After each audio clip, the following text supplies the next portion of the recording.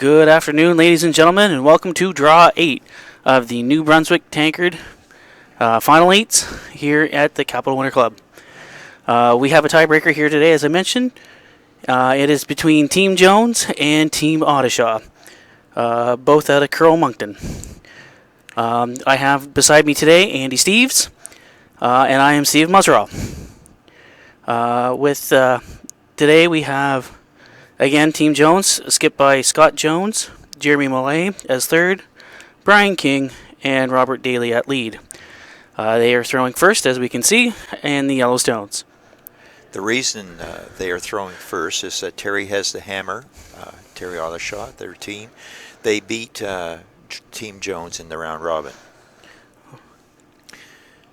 This is going to be an interesting game. I think both teams are happy to be here, but they're also probably disappointed that they are playing a tiebreaker game as opposed to being first or second coming out of the round robin.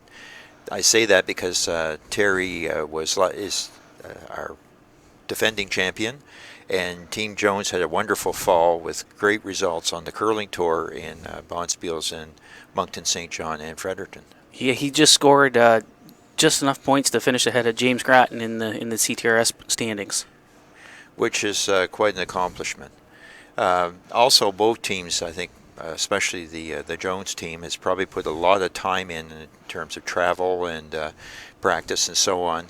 And again, at this point in the week, I think they're a little disappointed, but they do have a chance here to win this game and go on to the semifinal tonight. By the way, Stephen, you were telling me that the semifinal is going to be played tonight, so the winner of this game will have played three games in one day. Truly a feat in curling and athletics. I can't remember the last time I've curled 3 games in a row. And it's really the wear and tear really shows on the skip, the mental fatigue, and of course the sweepers. That depends very much on how much sweeping is done in the game, but generally at this level there's a lot of sweeping done. So on Team Odishaw, we have at skip Terry Odishaw, third Mike Kennedy, second Mark Lecoq, and lead Grant Odishaw. We see Grant's not out on the ice right now. They have their fifth playing, Jordan Pinder. They've been running a 5-man rotation all week long, which is probably quite wise for this team, because Terry's team is except for Jordan Pinder, is a senior team. So that means that they are over 50. And again, it's been a long week, 2 games per day, high-pressure games, a lot of work. So having a 5-person team makes a lot of sense. The game has started more or less in a traditional fashion. A lot of curling games, the starts, the way you set up the rocks in the first couple ends is almost like chess. There are standard openings.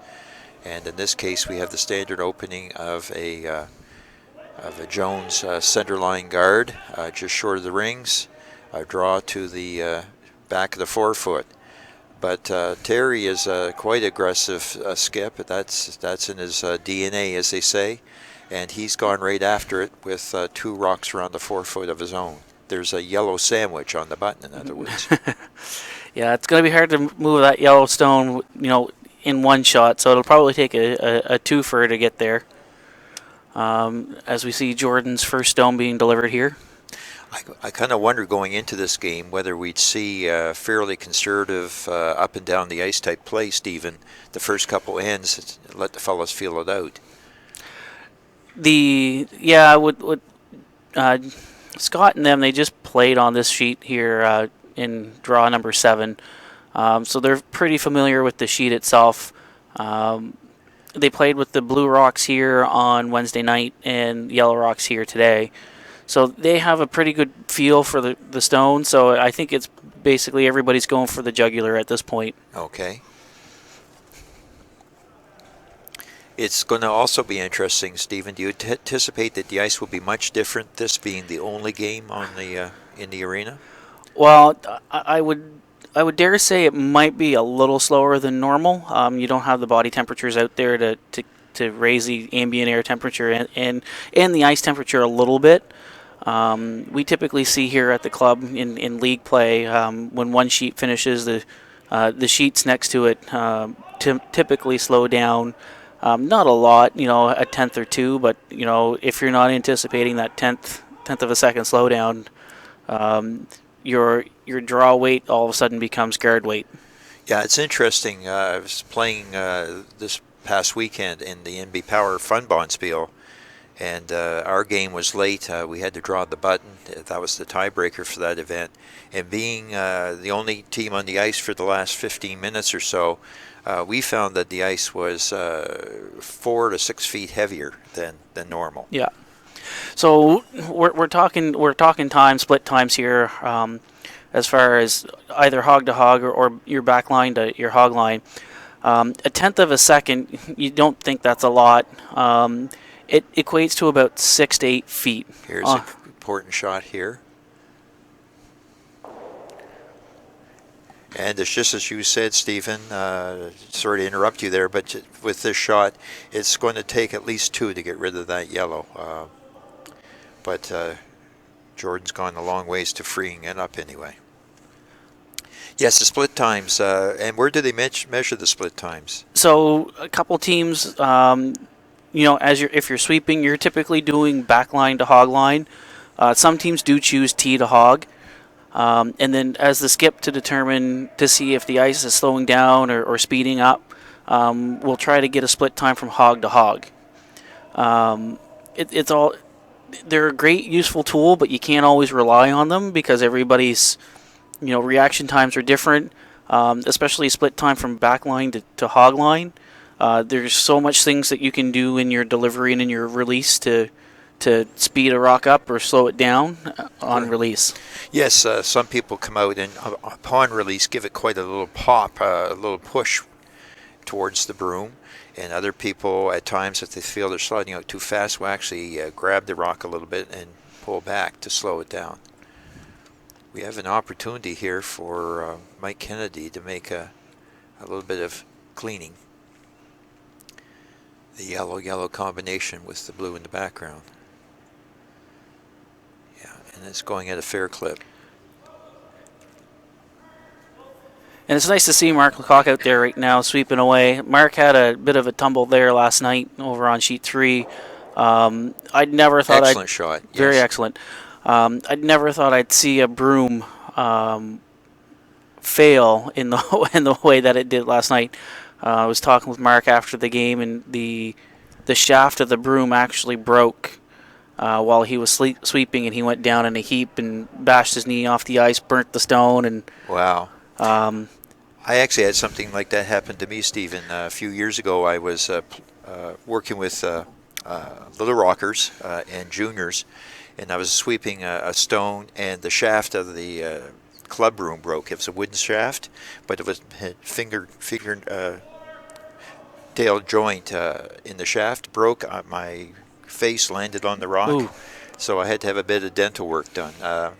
It's not too often that you can meet someone, and Mark and I are unique that can talk about our curling injuries. Generally, it's coming because of the repetitious slides or the hard sweeping, but in both of our cases, it came because of equipment failures. Again, that was a lovely double there that Mike Kennedy made. He flipped the end around from being in yellow's favor to being in blue's favor. But we just had a very nice draw there by Jeremy Mallet. I think it's, certainly a bit of a corner freeze onto blue number 1. Mike Kennedy again. Being asked to tap it, I think. Wouldn't you say? Yeah, just try to move the Yellowstone out of the top 4. Probably what, back ring weight, do you think? Probably just backline. Backline to hack. You don't need a whole lot. Chris Tapley, Joe Mason, the ice crew here have done a fabulous job with the ice as far as speed and the amount of curl that they've been getting. We're definitely, you hear, and just a little rub there. A little over curl, yeah. You hear Russ and Vic and them talk all the time about how the East Coast teams tend to struggle when they go to big events like the Briar or the Scotties, and how straight the ice is down here. It's very close to Briar type ice here tonight, or this afternoon. Actually, been all weekend. A lot of late curl, a lot of speed. I haven't really heard a whole lot of negative comments from the curlers. I think the only thing that they would wish is maybe a little slower, but they're having to basically flop out of the hack in their delivery. Yeah. That's you were mentioning split times earlier. That's one of the things that's kind of almost counterintuitive. If you talk about 20-second or 26-second ice, that's actually very fast, whereas 20-second ice or 21-second ice is very slow. And it seems strange that the longer the time, the faster the ice, but it's just that slow journey down the ice. And sometimes it can be that way, that you just cannot be slow enough in your delivery, your push of the hack to reach your objective. And then curling, having rocks at the back of rings generally is not a good thing, especially if you are trying to prevent a big end.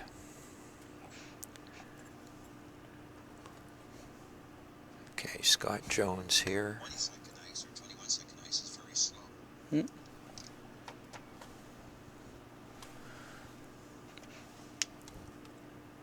He's trying the hit his blue onto his yellow onto blue. That's about board weight. It's curling hard though. Is he going to get a bye? No. No, just gracious. That couple of characteristic misses already by Mike Kennedy and Scott Jones. And both fooled by the curl, Stephen. So there might be a bit more curl here. Again, the effect of being the only game at play.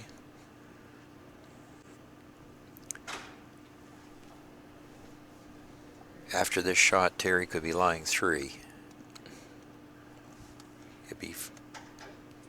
He'll be hoping that his rock will over curl the face of the yellow one and tap it towards the left as we look at it. Yeah.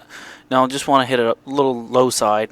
You hear curlers all the time. We want to hit high side, low side. You know, how many sides is there to a curling stone? Right. It's round. High side indicates you want to hit it just on the broom side. On the broom side of nose, and low side is just past broom side, so just over curl a little bit. And this one here just hit a little high side. Not a bad outcome. You get 2 blue stones with hammer in front of the tee line, in front of the yellow stone. So stuff you can advance to score. You know, your 2 is certainly still in play. But the way they are set up, you do have a double opportunity for Scott Jones. He does. He also has the opportunity, if he wants to go again on the low side, over curl a little wee bit, is to hit the rock on the left and flop in front of the one on the right. Do you think he is trying for the double, Stephen? I think so, because I really think that Bluestone in the back house is sitting for shot number 4. The one on the far left? On the far left there. At about 9 o'clock. So it's at this point, make as many blue go away as possible, and you might be able to get all 3 of them moving and out of the house.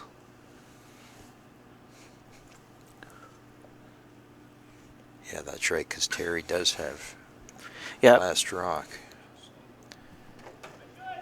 Trying the other turn.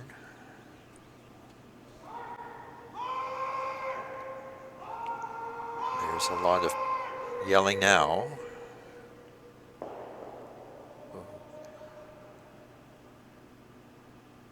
Not quite the way he hoped. No, needed to catch that outside rock a little thinner. It's early in the game. It's not a horrible outcome. Judging by the ice that Mike's given Terry there, we're probably looking at a draw for 2. Yeah. So giving up 2 and 1, not ideal for Team Jones, but it's not a bad outcome at the same time. No, it really isn't. It's so early in the game. This is a nice opportunity for Terry. It's not a free draw because there's nothing free about it, but No. it is an open draw for 2. All he has to do is get full, well, down to the yellow one, which is number 2. Full 4, has backing. He can rub off his blue one just a little bit, rub off the yellow. They're waiting for the curl. Here it goes. You can see it now. I find once it gets, from what I've been watching all week, once it gets inside of those 2 dots, or the dots for the mixed doubles, Yes. it just moves sideways. Yeah. And it looks like it's just only 1 for Yes. Terry. Wow. Just a little too much weight. As you were talking about, Stephen, about how fast it is, there's probably a case where he wished it was a bit slower ice. Yeah. That can be a bit the adrenaline, although Terry and his team are well experienced. Well, yeah. Last year the prelims were the first time they all played together, and they came to the 8s, and it was their senior team of all things, and Yes. they went on to win the tournament. Well, So plenty of experience with this group here. So yeah, between Terry, Mark, and Mike Kennedy and Grant Odishaw, they've been at several priors. Well, Mark's the last one to win the car from the Ford Hot Shots. That's right. Yeah. And Mike is a world senior champion. He was on the team with Wayne Talon. Mike Flannery, Wade Blanchard. Chuck Kingston was the 5th on the team.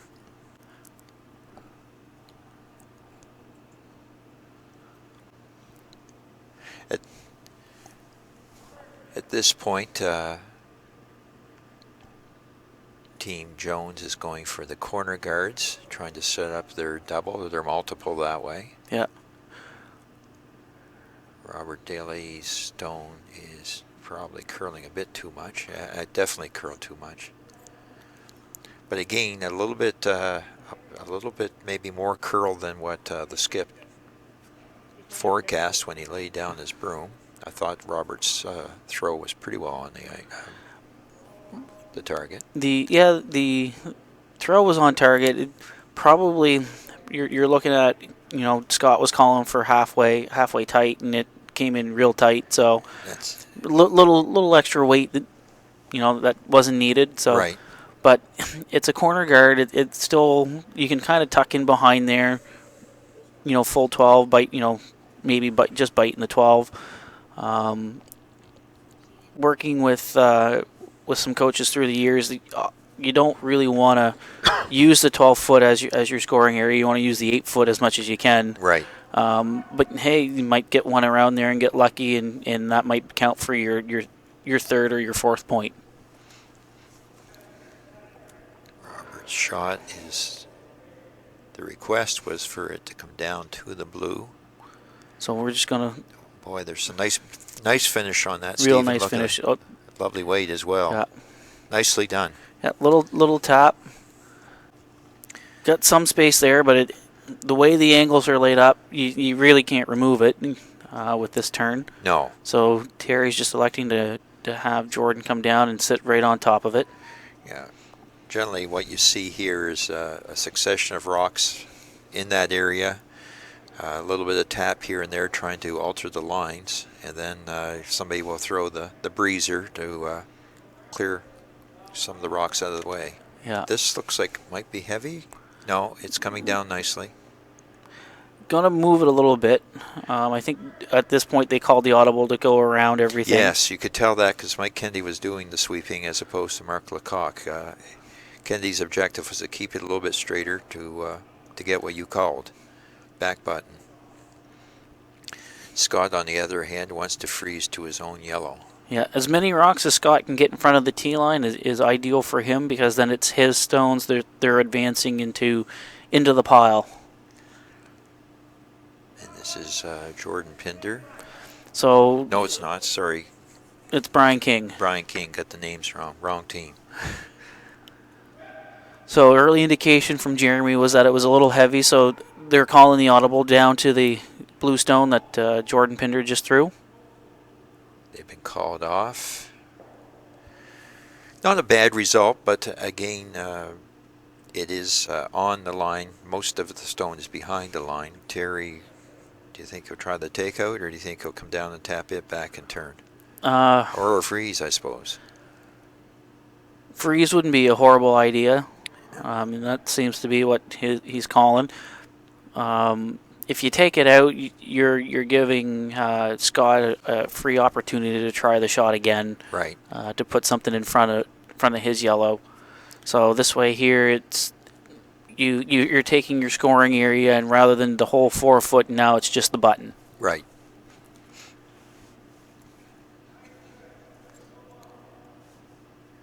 Looks like nice quiet weight on this, but it's got to catch the curl. There it goes. It might bounce off, however. No, it's quite nicely done. These rocks, the one that's just been pushed back, the yellow one, and the blue one at the back at 12, they are not bad news at all for Jones, because they are catchers. No, they're in good position for Scott Jones, as you said. But right now, with the blue stones being in the prime scoring area, that yellow stone's kind of hurting him a little bit. But after a couple stones, we'll see how it turns out. Okay, here's the takeout. The Jones team decided to go first. It is curling hard. Malay is sweeping very, very hard here. He does not want to touch that yellow one. Well, not too bad. Yellow is 1. Do you think yellow's 1? Maybe blue's 1. I think blue still shot stone here at this point. Unfortunate outcome, not a horrible outcome. It knocking the blues to the back of the house. That yellow stone is practically behind cover now on that behind that blue stone on the Canada Cup right. logo there. And for those listening, don't forget Fredericton Capital Winter Club is the host of the Canada Cup this coming November. Tickets do go on sale mid-February, late February, so keep an eye out. Make sure you follow all of CWC's social media handles on Facebook, Twitter, and Instagram. Yes, with the Canada Cup, we'll have the cream of Canadian curling, men's and women's, playing. Nice shot there by Mike Kennedy. Getting back to the takeout that was thrown previously, that was yet another overcurl. We've seen that fairly often in the first 2 ends. Well, and it goes back to what we're used to playing on here in New Brunswick and in the Maritimes. Fairly straight ice. Scott Jones and James Gratton, they were very fortunate. They didn't have to go to preliminaries this year, so I made the trip up there, up to Woodstock. Great facility, great people up in Woodstock. The ice was a little straighter than what we're used to seeing here right now, so Terry and his team, they were there, so just we're not talking they're missing it by a mile, they're just missing it by a couple centimeters, and as a result, it's the shots are rather than a 4 out of 4, they're a 3 out of 4. That's right. Very nice draw there by Jeremy Malay. We talked about the fact that the rings behind the tee line were favoring Jones. Here's a case in point. Odishaw is being more forced to run back their guard because they cannot remove that yellow very easily otherwise. Corner frozen as it is on, or not corner frozen, but overlapping the blue. Here comes Mike with a run back throw. Already Jordan Pinder is sweeping it, sweeping hard to keep it straight. Is it over curling? Oh, there we go. Unfortunate result for Team Odishaw. Jones is now lying 2 and number 2 4. and 4. 2 and 4. And again, those rocks at the back.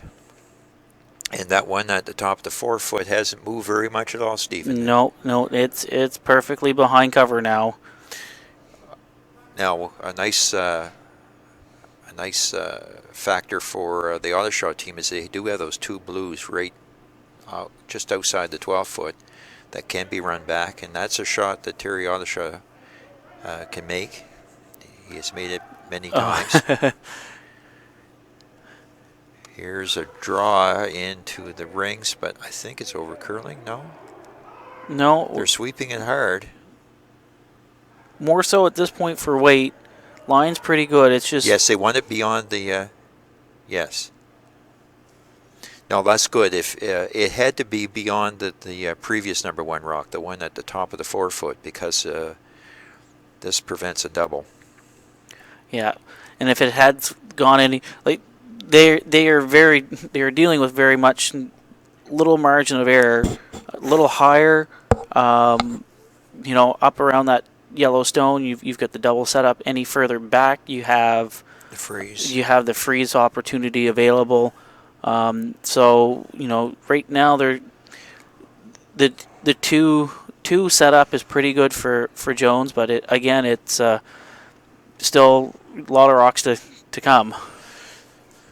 Now, the ice that's been given would indicate that Terry is trying to come down to that yellow rock. Do you think he's trying to freeze it or to tap it back maybe a foot? He's probably trying to tap it back to the 8 foot.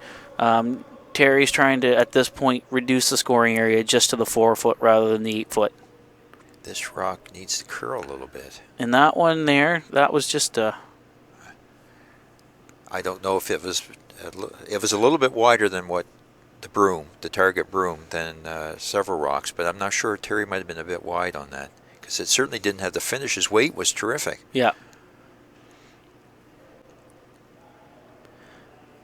And it could be too, just like Briar Ice, there could be a spot, Yes. just a straight path, and it doesn't take much. It just half a centimeter, half an inch one way, half an inch another way, and you're caught in that trap. Yes. Or it could be the rock itself, thinking you've got a rock that moves a lot more than it actually does, and these guys they get a 10-minute practice, before the event, but they, I guess on Wednesday, but they shave the ice and then they have 10-minute practices before each draw. Okay. Scott Jones is trying to come down, tap the blue. Probably very much would like the roll to our left as we're looking at it. Nice weight on this. Robert Daly's trying to make it curl. That's not quite what they were hoping for. There's a big catcher's mitt there, a big V. Yeah, flying V. Yeah, if Terry gets a rock in there, it's going to require a crane to remove the blue.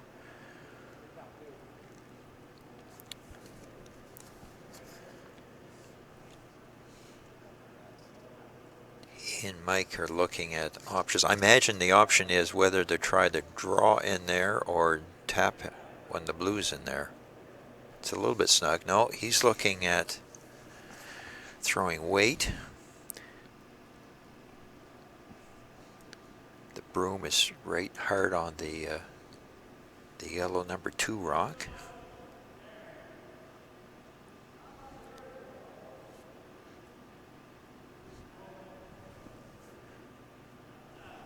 He and Mike are still discussing it. They're not quite sure how to do it. They'd love to get a blue in that V, but how do you do it? And do you do it with weight? In other words, not only get it in the V, but eliminate a couple of yellows while you're at it? Or they moved the broom out. It was center of the yellow number 2 rock previously. Now it's at the edge of that rock. We're not exactly behind the sheet. Is there enough room, Stephen, for him to, with weight, to hit the inside of that yellow rock and rattle around in there? The rattle around is possible. Because that ice indicates it's going to be weight. It's not a draw.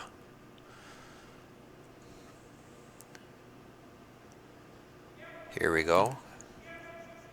They're sweeping it early. It's clear of the blue guards. It's just a matter of beautiful result. And that has to be discouraging for Jones. As I mentioned, the only way you could remove that blue rock right now is to go down and lift it up by the handle.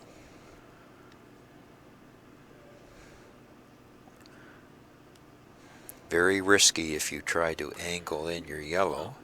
And that was the first thing Scott looked at was the angle slash. On the left, there's also one with a guard on the outside on the right as well.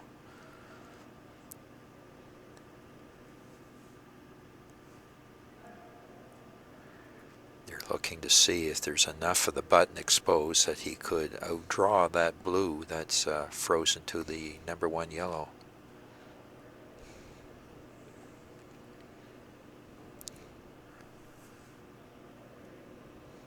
Great result for Terry Odishaw. He and Mike discussed that shot extensively, and he threw it well and got a great result. Yeah. About 3/4 of the way through that end, it was looking like it was going to be a multiple, possibly 3, maybe 4, and one good shot. One good shot changed the whole complexion. And we'd have to have a really wonderful draw. This will be a team shot. Scott Jones has got to throw it well. The sweepers will have to be very alert for line and weight, and the mate, Jeremy Mallet, will have to be very careful about calling it as well.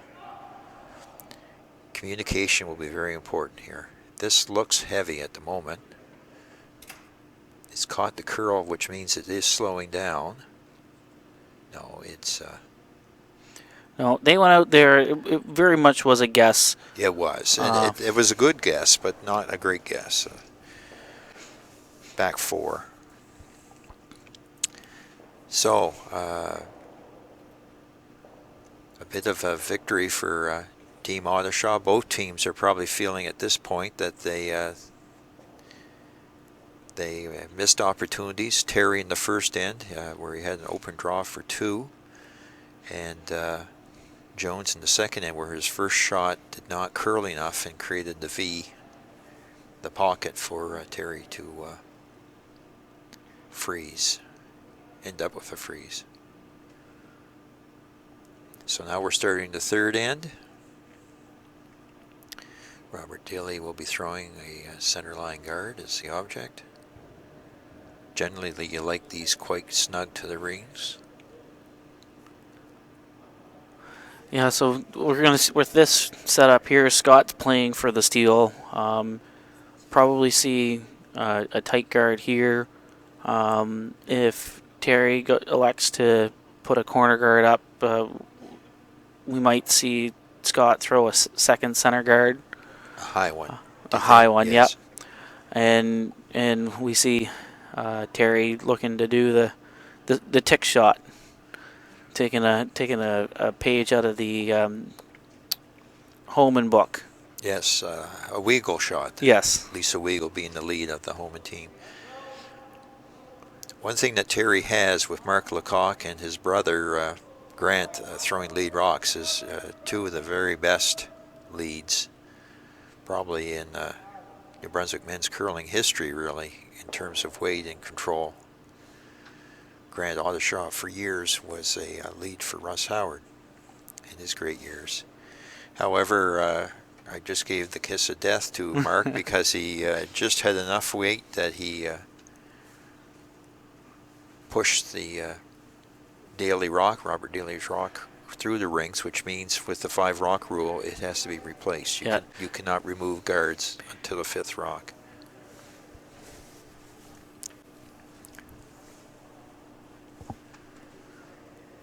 Now, So Scott electing to draw right away. So which is somewhat aggressive, but it's not super aggressive. The No. high guard would be super aggressive. Just aiming here. Do you think top 4 probably? Top 4 button. Anything deeper than that is going to be not great. Close. Close. Just behind the button. Just behind the tee line. Not bad. You might have wondered why there was a bit of sweeping there by who was that? It was Brian. Yeah, why he did that at the end. That was just to get the finish so that the 2 yellow rocks would be lined up.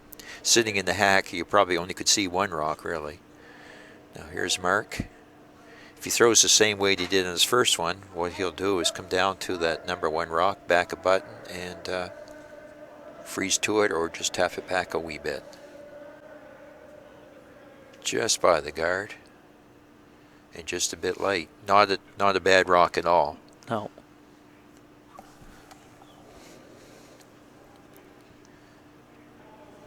So now what Brian Jones is asking for is for King to draw in just behind the yellow guard, just in front of the blue rock just thrown.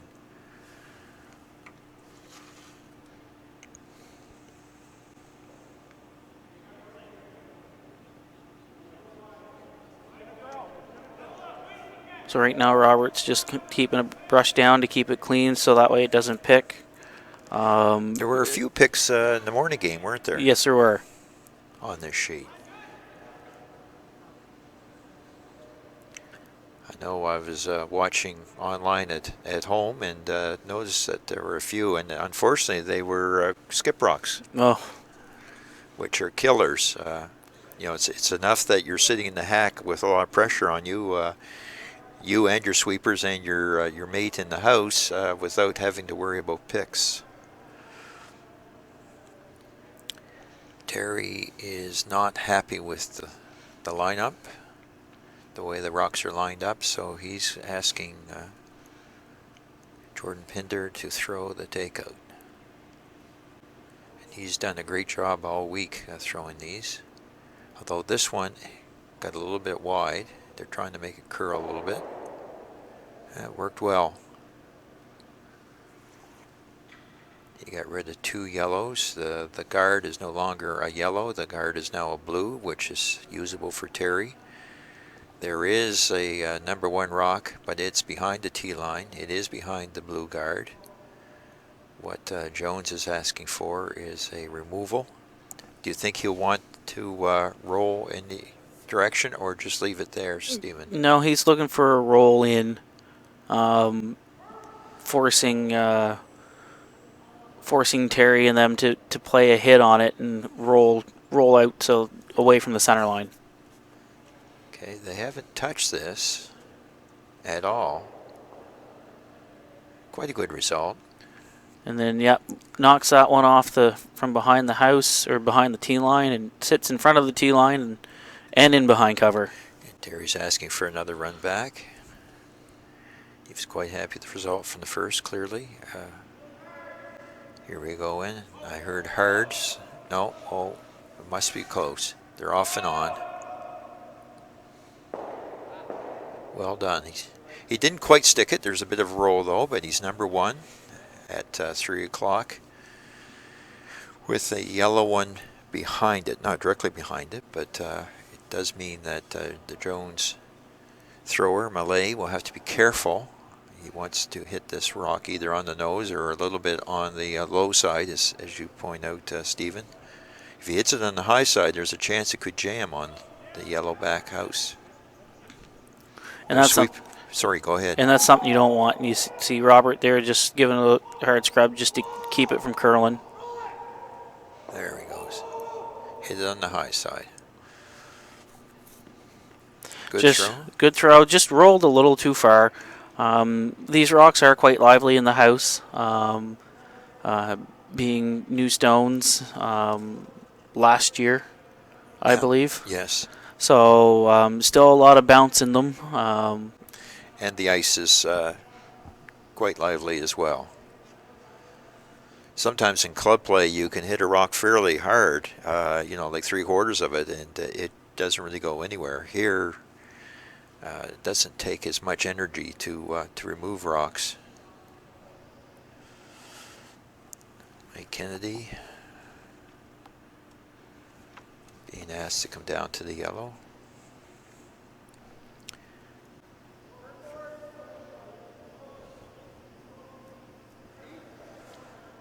Right now it's a little wide, so Mark Lecoq's been asked to sweep it to try to catch directional sweeping, 45 degrees to the line of attack.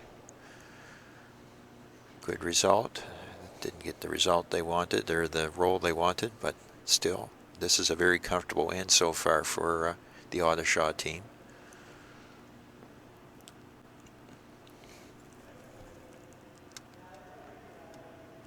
However, if Jones gets the roll to the left and still biting the rings, then you'll have that dreaded set of 2 separated, which will force Terry to a 1, and that's what they're working towards.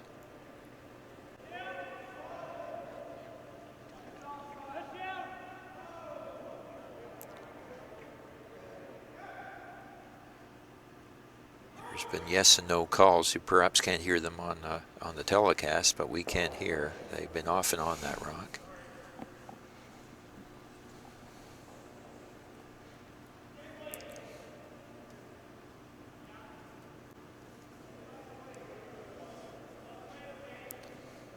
The call is for a takeout, again with a roll towards the right as we're speaking. Mike Kennedy is throwing it.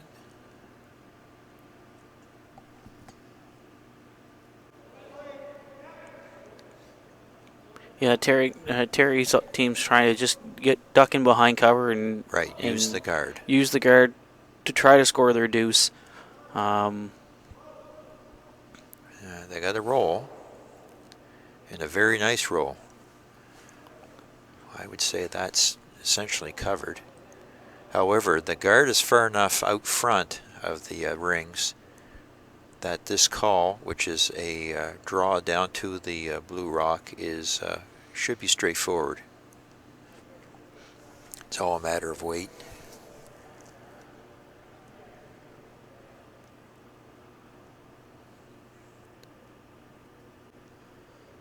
This was automatic. There was no great discussion between Millet and Jones about this. They'd more or less decided on this call, probably even before this rock came to rest. Yeah.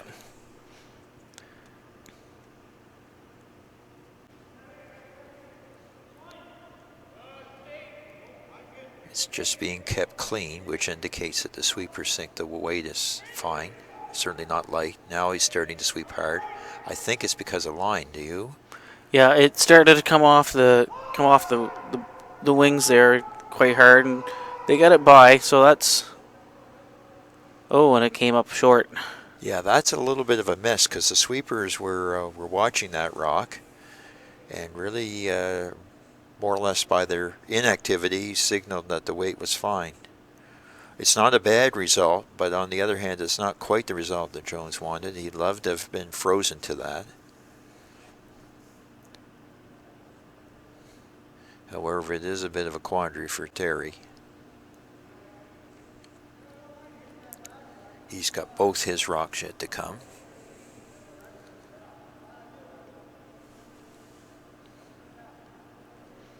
Terry electing to hit the yellow stone that's sitting in the back house.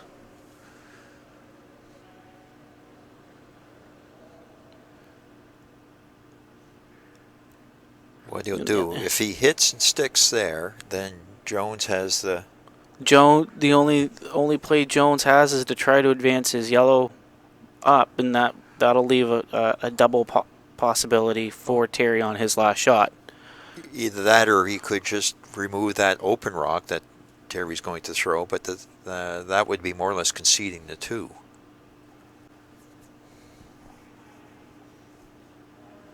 The rock is out there. Yeah, they're trying to make it. Jordan Pinder's trying to make that curl. It did come up quite a ways. And it's a biter, which does the trick.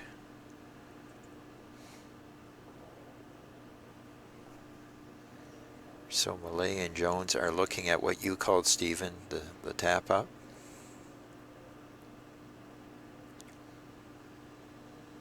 the risk by leaving that one at the back that Terry just threw is if he makes the double or removes the 2 yellows, it will be a 3 instead of a 2.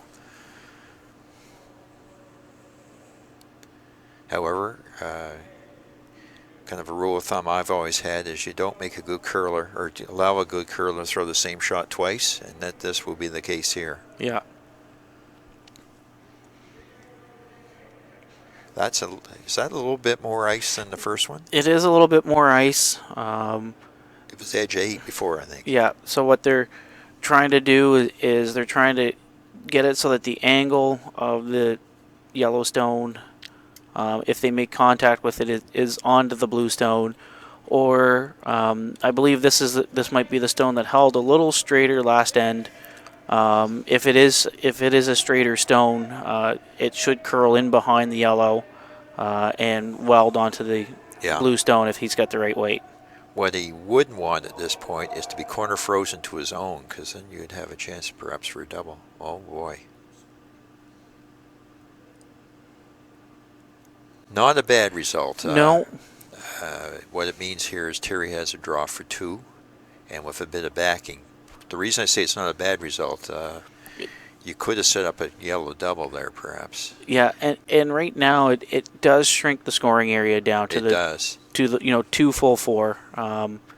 Whereas if the double was set up, if double setup was there and was made, it's the whole house that's wide open for scoring. A little bit of deja vu. The first end, Terry with last shot had a chance for 2, and here we are in the third end with Terry with a draw for 2. Except in this case, the precision is not just on the rings, it is on the forefoot.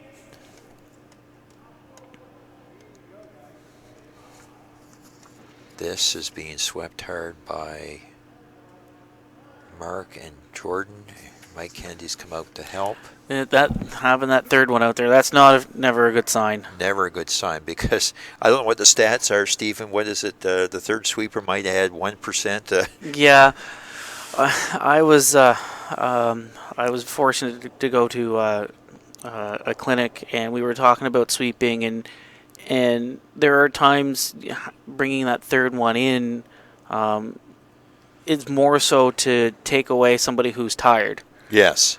Yes. So typically, if you have one come in, one should go out, because the third sweeper's not doing any more good. Not doing any bad, but not doing any more good. No, and sometimes I've seen situations, but again, I'm a club curler, and so I'm speaking of club curler experience, where the mate will rush out, and then no one is watching the line. Yeah.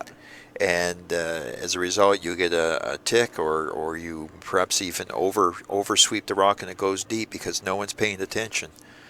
Of course, some rock throwers follow the rock down, but many don't. No. Terry wasn't too happy here to start this end. He kind of gave the broom a little tap.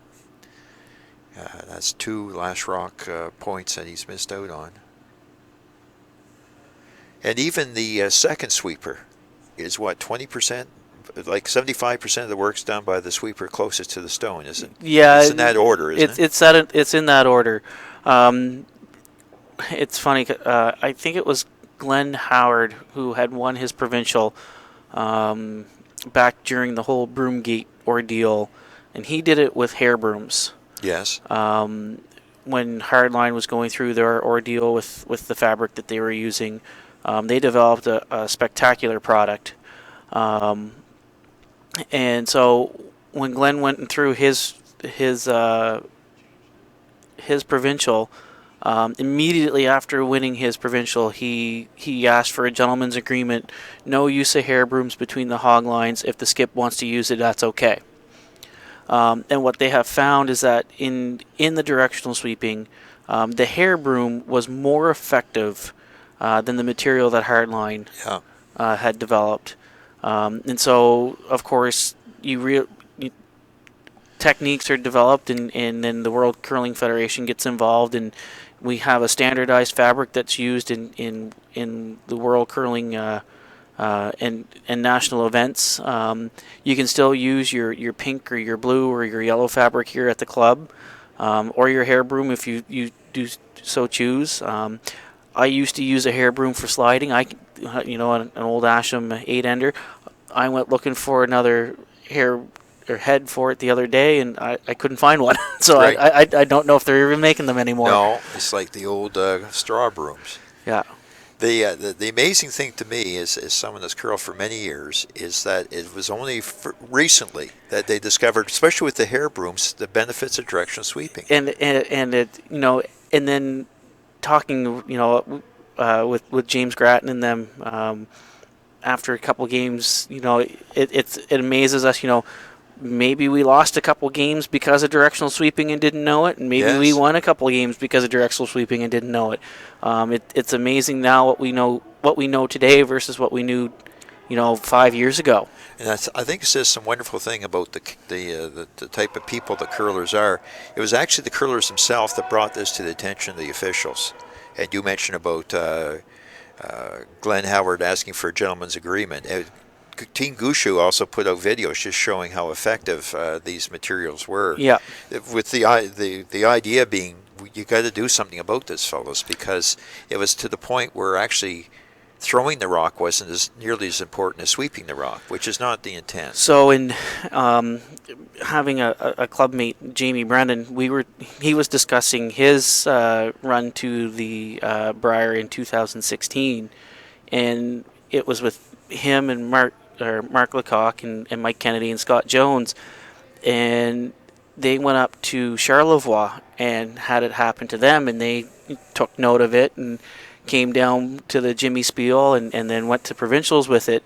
I had the unfortunate pleasure of playing against them in the Jimmy Spiel, and it was like a joystick watching that rock go down. Yeah. I don't think Mike curled less than 100%, our game. Wow. And so, when you have material and have, sweepers, the material is part of it, but having a sweeper who's very effective at it makes that shot even more possible. Yes.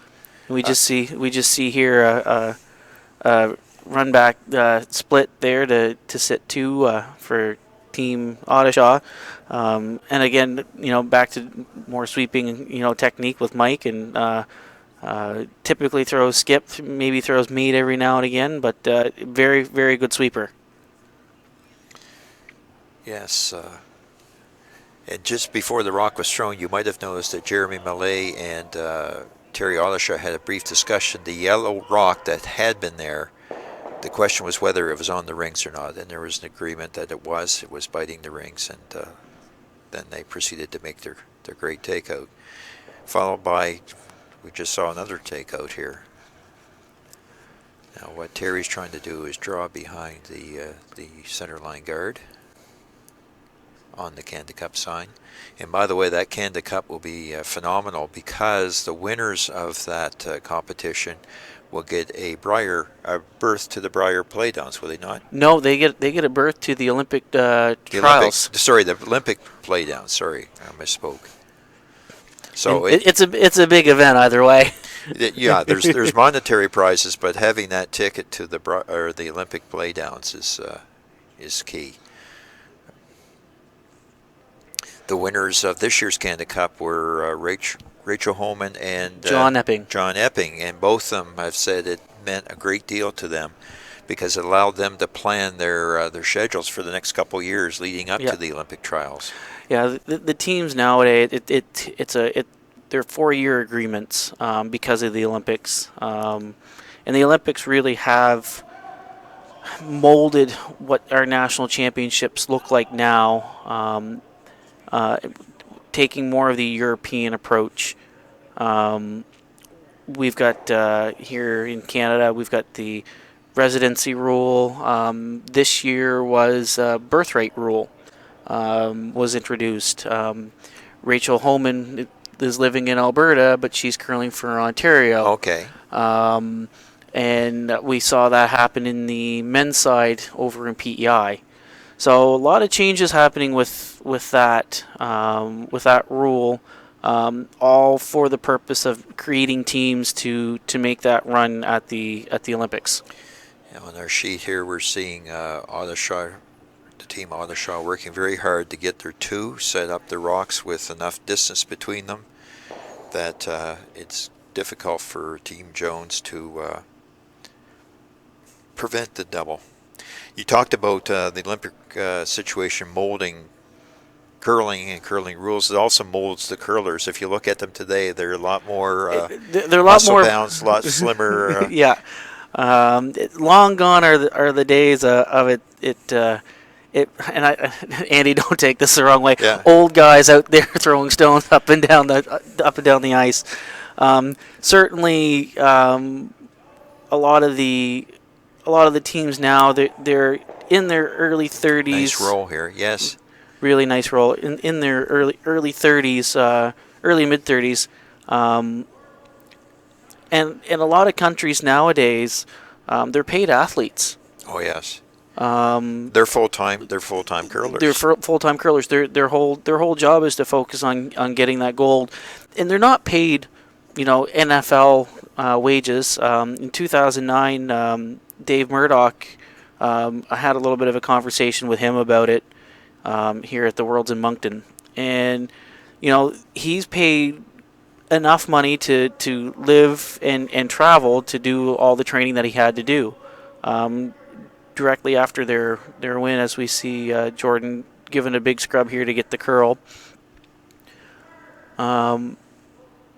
Shortly after his win, great shot. Real good shot. Shortly after his win, he was on his way to Cyprus for a cycling camp for 2 weeks. So I mean that is their job. Their job is to go and train and curl and bring home the gold. Yeah, well, it's like in the 60s, 70s, the Red Army hockey team. Right.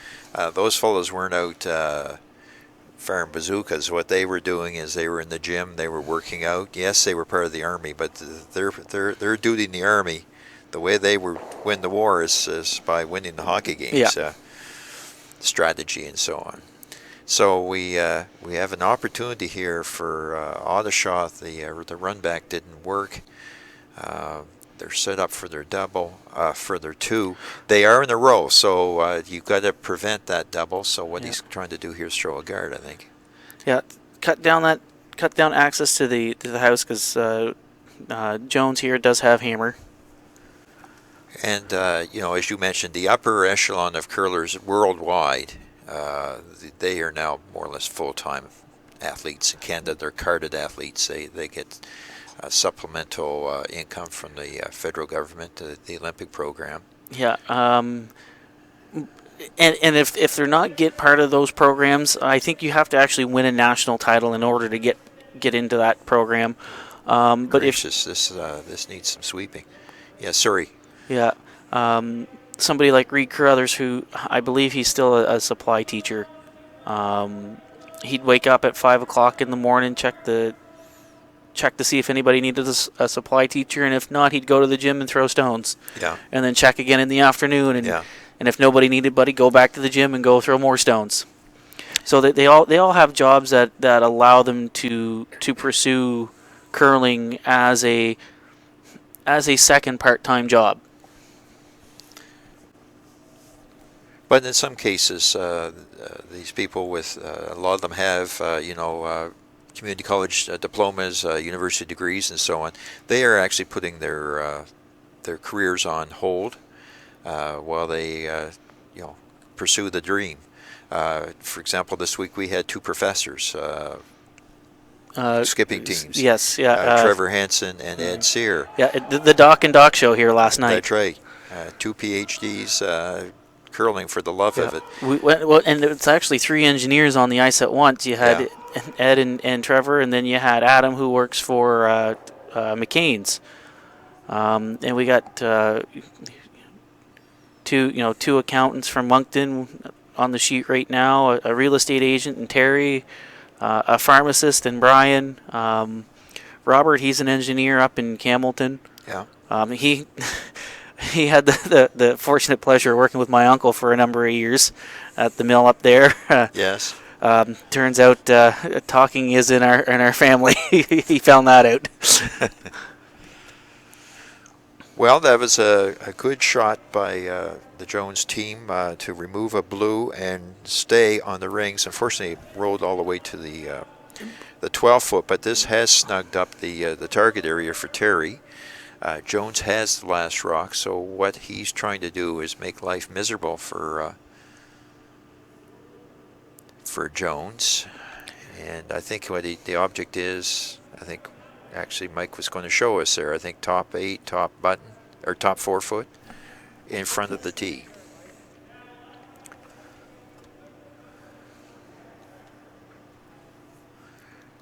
Scott and Jeremy Millay would be at this point discussing options as well. What will we do when he makes this shot? And you have to assume that he will make this shot as well. So Terry's decided to come in with the in-turn as opposed to the out-turn. Must think that the curl is more controllable this way. Do you think, Stephen? Is that the reason? Better way to bury him behind the guard.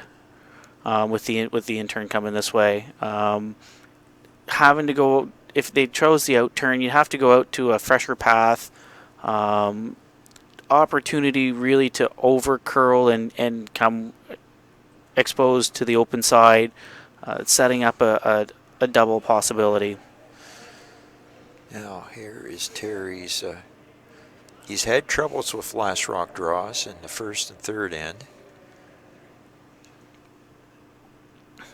The sweepers are not. Haven't touched it. Haven't touched it. They're hoping it stops soon. There is a pocket. Not really. I don't know if there's a double there for 2, is there? I think you can get to it out in the out turn. It's just whether you can move it enough. Right. Because you got to move 2 rocks. Got to move 2 rocks. You get that guard that you kind of have to flirt with. And 2, the gap between the 2 stones are just about big enough for a stone to fit through.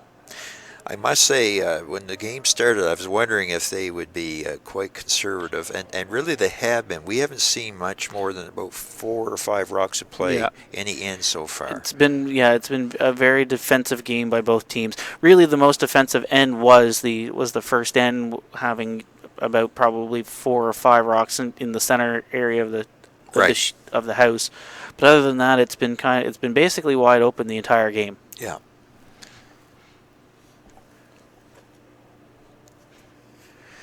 So this is a bit of weight. The sweeper on the left, is that Robert Daly? He'll have to be alert here, because if this rock picks up the curl early, it could be a problem. No, that wasn't. This is Robert sweeping here, so he's the sweeper on the right. So now they're trying to get the curl so they can make the double. Doesn't happen. He gets his 1.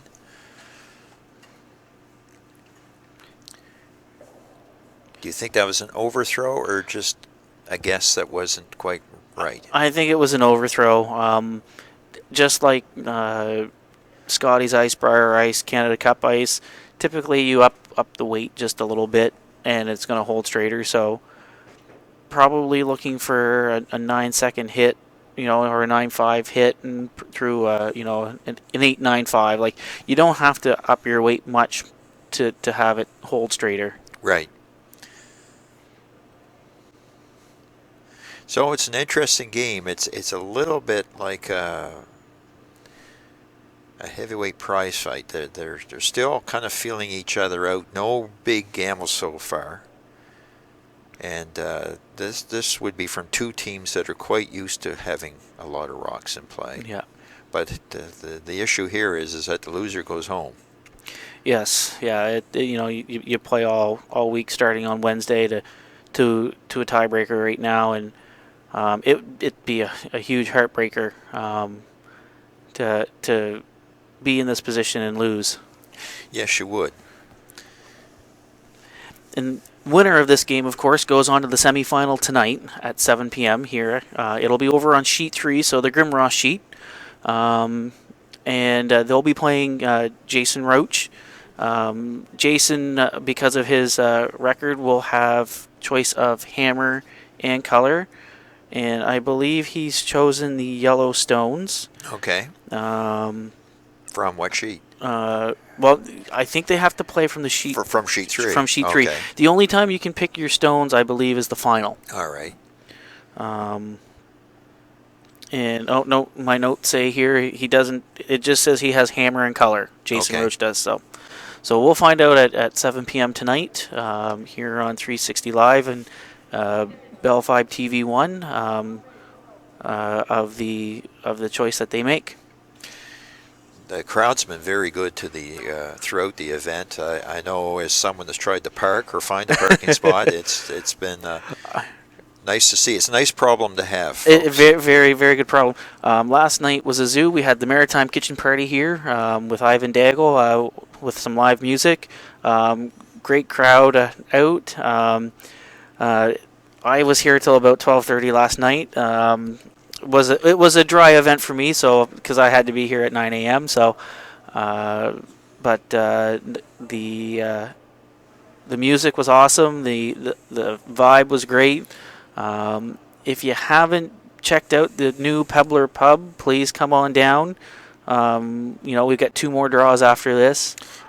You can try a pint of the Pebbler's Ale as well. Yes, Pale Ale. Picaroons has graciously provided a name brand beer for the Pebbler's Pub, so we want to thank them. All right, we're starting the 5th end. This is the last end before the 5th end break. Makes sense, it being the 5th end. We are seeing here another guard go up, so maybe this is going to get a little bit more complicated than some of our earlier ends. Yeah. I'm not sure if that was intentional, mind you, but no. My question is, as defensive as the game has been, there has been a lot of sweeping going on the sheet, and I'm just wondering if maybe the ice might break down, in the 7th, 8th, 9th end. It might get flat. We saw that in a few games actually here, where I think there was one game where the Hansen team had problems for about an end and a half. The rocks were consistently 2 or 3 feet short of where they expected. Yeah, probably 2 to 3 feet short, and probably 4 feet curled too far. Yes. And that's why it's a team's game. The people that would probably notice it first would be the sweepers, and they need to communicate that to the skip and mate what they're seeing with the ice. Nice rock there for the Jones team. They are a little bit overlapped. That's not entirely great, but they are at the top of the 4 foot. Terry. It's always a feather in your cap when you can make the other skip have to think what he's going to do next. That's right. After your rock throws, you always play, well, they're going to do this, and then I'm going to do that. And then all of a sudden, if the rock lands in a different area or the call is completely different than what you're expecting, then you're going like, okay, well, that's not what I wanted to do. Keeping your emotions in check can be very difficult in a situation like this. Here's a good call for appeal. Double peel, actually. And accomplished. Jordan Pinder threw a nice rock there. And he gets the corner guard, too, so... he'd get 4 out of 4 on that, I think. That is a 4 out of 4. And as I understand, when you are scoring, 2 of the 4 points are for line and 2 of the 4 are for weight. Is that how it works? I'm not 100% sure on that one. I know basically a hit and roll out. If you're calling for a hit and stick and a hit and roll out, it's a 2 out of 4. Yeah. So you've hit the stone, but you didn't get the outcome that you wanted. So I think it's more so about the result. Yeah. I wondered that too, but I heard someone mention that the other day. I've never scored myself, other than say, well, that shot's worth 3 out of 4 or 4 out of 4 or 0 out of 4? What would you give that one? That's probably a 2 out of 4. They wanted to move the yellow stone to remove the blue stone, and it just didn't curl up enough. Is all that happened there. Right. Um, Years ago, they used to give bonus marks, but they've stopped doing that. They've stopped doing that. Yes, yeah. That as a statistician, I can only imagine bonus marks really gave you a headache. So it's a standard 1 through 4 or 0 through 4. Maybe they put an exclamation mark beside it or something like that. Yeah. Because certainly there's games that the opposition skip. You're tempted to say they curled 110%. Yeah. Which is impossible. Of Well, course. I watched it, and we go back to the whole, out of 4 out of 5, Yes. adding that bonus point. I watched Ryan Freese make a quad takeout at prelims this year. Yes. That you're looking at it. Yes, it's there, but can you make it? Yes. and he made it with ease. So, and so it's just like you want to say, if there's anybody ever doing stats, you want that to have a 5 next to it. Now, here's an interesting situation. Odishaw has last rock. They have 2 blue rocks, which are widely separated. It's Jones's turn to throw, so he can make a takeout on a blue and lie 2 yellow. But which one is he choosing? He's choosing the one that's furthest away from his own yellow. He's trying to force Exactly. force the hand, get everything back into the middle, hoping that Terry's team makes an unforced miss or get the double just like that. Almost a double. Almost now, if he made the double, all he would have got would have been 4 out of 4. Yeah. If he made the hit and a slight roll, he still would have got 4 out of 4. But that is a very good result. Yeah.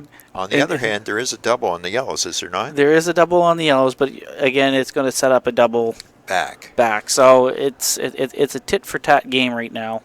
Yeah. Terry thinking there might be kind of a bit of a around the horn hit and roll up across the house. Now, as a club curler, do you see the broom or do you see the hole between the 2 yellow rocks? as a club curler, I Field goal. Yeah, you do see that. Me personally, I don't see the broom. I don't see the hole. I see the gap between the rock and the boards because yes. I typically get it started inside and gone. Yeah. Here we go. Mike Kennedy, a very good rock thrower. That would be 4 out of 4. Yeah. And look at the roll he got. That would be the exclamation mark because I guess I had to go another half rock because there still is a double here for Jeremy Millay, or a hit and roll. Actually, what Jones is calling for is a hit and roll. The double would be a bonus, but if you can hit that inside, get the roll about 4 feet to the left in front of the blue.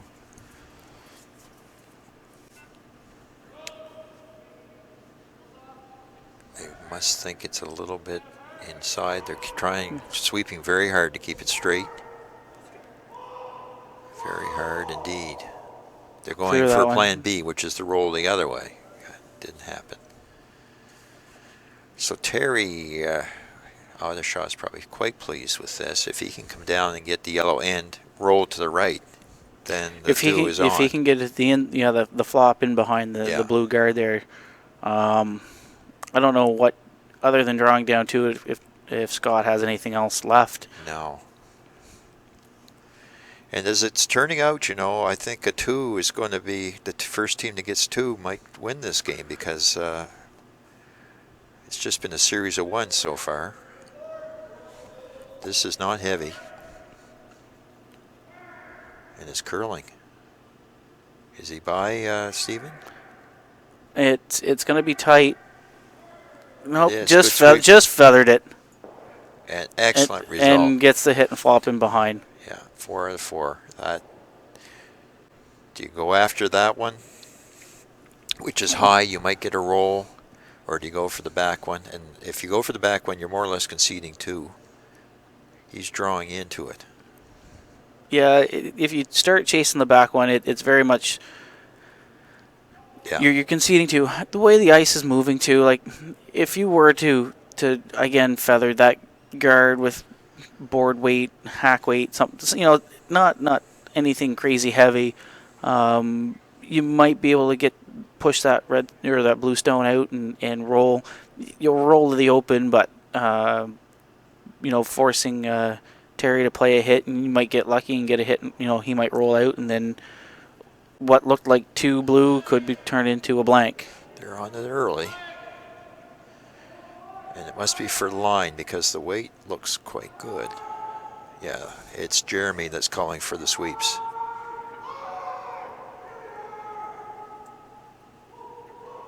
Oh, lovely. Couldn't have been any closer to the guard than that. Just a little flop off. Yeah, and that's because carried extra weight because of sweeping, but you had to sweep to get it by the guard. Yeah. Now, the blue where it is where Jeremy Millay hit it, remember, about 3 rocks ago. Yep. So that the Jones team know that spot. What's Terry trying to do? Hit the yellow one on the nose? Move, get rid of the yellow. I don't know if he's trying to go nose or if he's just kind of hit and flop back towards the center line. Okay. It's what you leave Jones is the important thing on this shot. Yeah.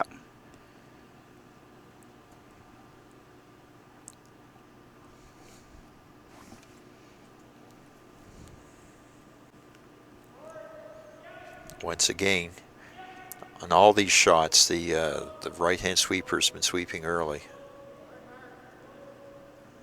Looks good. Now they're trying to get the girl. So Terry must have thrown a little heavier than they anticipated. All right. Team Odishaw, the Blue Rocks are lying 3. What does Jones do? Playing the hit and roll and nestle up against that blue one that's in the 12-foot there. At 3 o'clock. At 3. The triple possibility is there, but I think you got to hit it quite flat to do that. Yes. So play is to probably peel weight down to that and make 2 go away. If the third one goes away, that's the bonus. That is one thing that the top curlers can do very well. And not all of them, but most of them can throw big weight accurately. All kinds of club curlers can throw big weight, but you got to be careful on neighboring sheets because it might not remain within the bounds. But we're talking about big weight here. Probably hoping for the double if they can hit it on the broom side of that rock and with a roll. Certainly there's good weight on this one. Robert's trying to keep it straight, more or less a nose. Oh, lovely roll. Lovely roll. Real good. Good. Really good. Kind of on a bit of an overlap. I think the yellow rock is just a little bit overlapped on the blue, which is a positive thing. Yeah. I think you still can come down and get it's it number to 1 it this too. way. Yeah. I think you still can come down on the out-turn side. Just as Jeremy had done to the blue one that's kind of sitting there now. I know that's what Mike and Terry are looking at. Yeah, this is a shot for 3. This could be a big turnaround because right now yellow is 1. Yeah. If Terry makes a shot, it's a 3 for blue. So that's a turnaround of 4 on this. What's more likely is that he might remove both the yellow and blue that we are looking at, and he stays for 2. But that would be the 2. So this is a big opportunity for Team Odishaw, and they're probably well aware of it.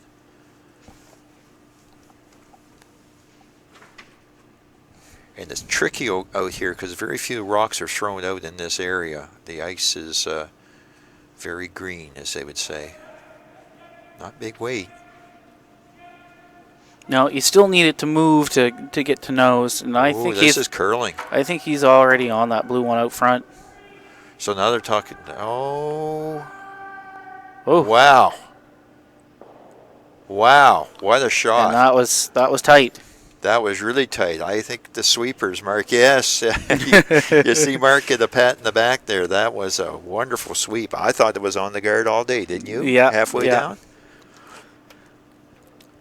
So, folks, that concludes the first half of the game. We'll join you right back here to pick up the sixth end.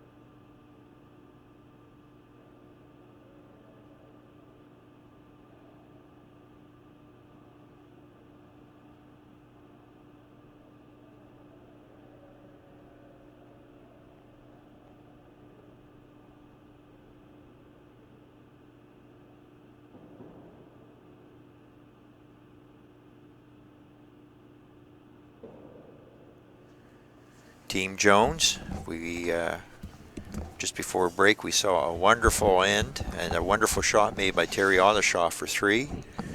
A real team shot, Mike Kennedy called it, and the sweepers held it, and Terry as a result hit a rock way out at the edge of the 12 foot at 3 o'clock for a 3-ender.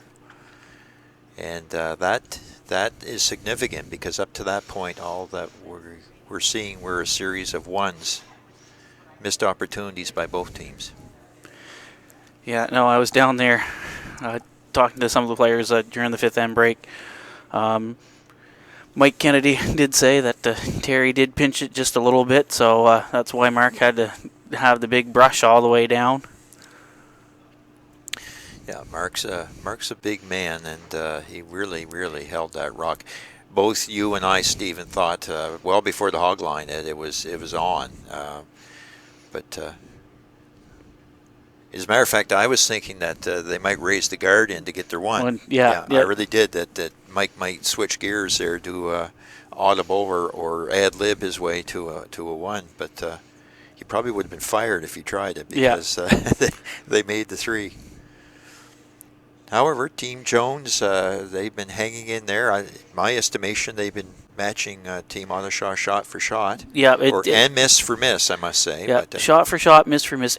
And it has been just that hit, the hit and flop the right way that has really kept Terry in control of the game.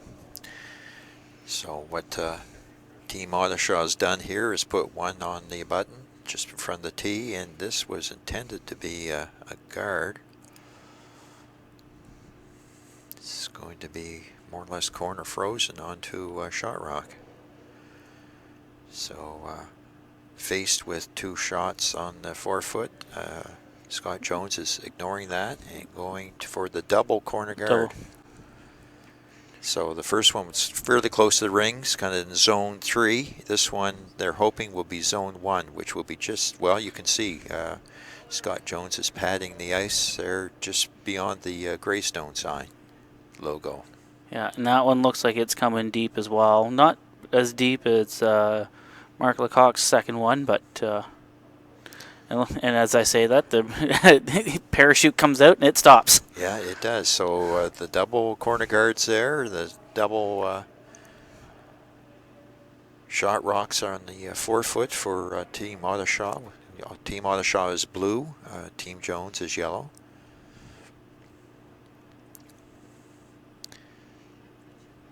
And Jordan Pinder is being asked to throw the guard. Yeah, right on the Canada Cup.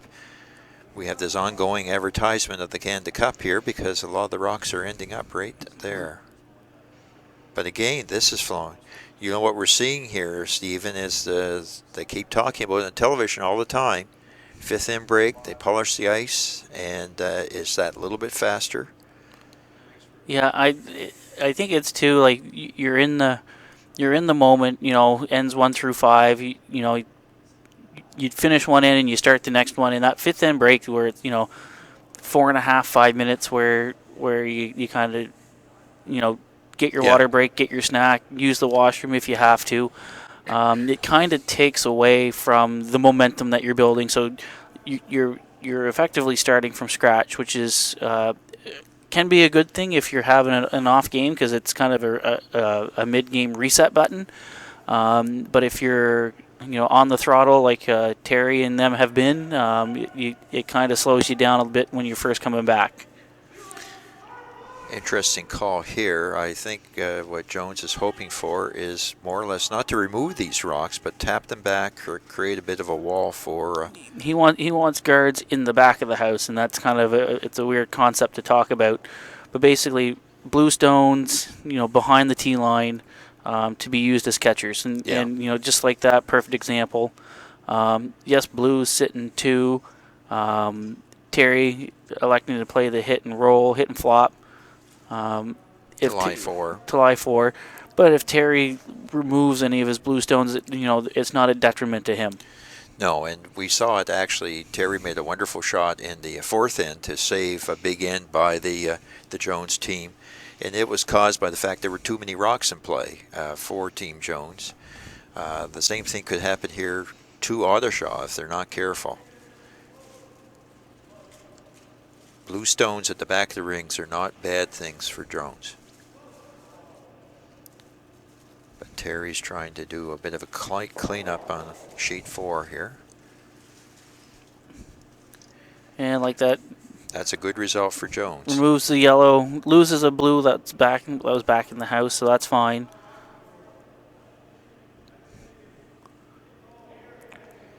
So now Scott's playing the hit and flop and try to use the stones that are in the house as guards or things to run back onto if Team Odishaw elects to hit.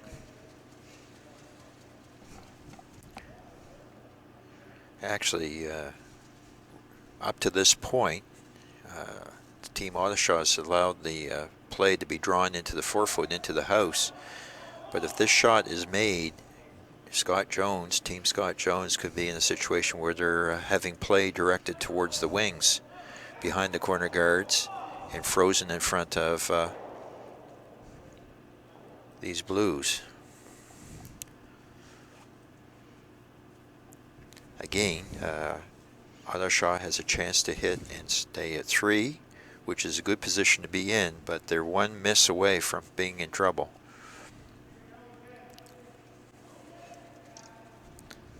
Mike Kennedy's in the hack. He's being asked to throw a takeout. And Terry indicated a bit of a roll as well.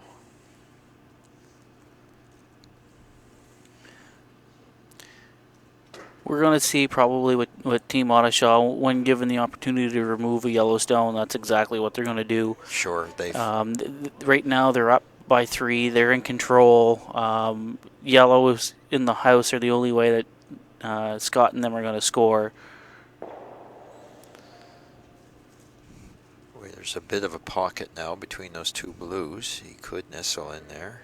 Yeah, that's what he's indicating. Or go behind the corner guard. The problem is with the corner guards, as you pointed out, Stephen, is they're they've curled a little bit much, and the rock, if buried, will probably be half on 8. So this is a setup to try to get to. Jeremy's going to want to stop probably where Scott has his broom placed. Has his broom, yes. So going to have to skinny by the second guard, and just probably a little too much weight here at this point. And yes. So Brian's scrubbing down, try to get it to curl and curl in behind. Ideally, if the rock had stopped where Scott wanted it, the next call for Terry would be try to follow it down and bump it back or move it out. And then the play would be on from that point to try to score your 2, because I don't think if it stopped where they wanted it, Terry could have removed it. No, he might have been tempted to go after one of the guards or a double peel. Right. Mike Kennedy, who's had a good game, is just going for the. I think it was the intent was just to tap it out. This has got quite a bit of weight on it, but they are trying to keep it straight. So what do I know? And it is coming down. Wow, that's really close to the guards. Great result. Great result. However, Jones comes down to it, taps it back, rolls a little bit to the right, and he's still in good shape. This is those of you who are new to curling and you see the blue rocks, you're perhaps thinking that this is all bad news for Team Jones. It is not. All it will take is one miss by Team Odishaw, and all these blue rocks will become problem children for Team Odishaw. Jeremy Millay looks like he's a little bit light here. Can't be too bad. Yes, no, he was light. Now it's really tipped over. Yeah. It's tipped over. Now it's all about controlling the forefoot and access to the forefoot. It really is, yeah. any hope for anything more than 2 is pretty well gone by the boards.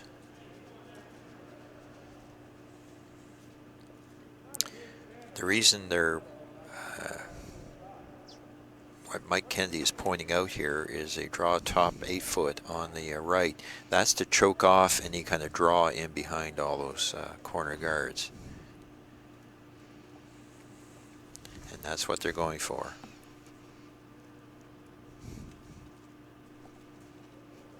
Jones will be able to get behind those yellow guards by tapping up the yellow one that Jeremy Millay just threw, but Terry will be in a better position.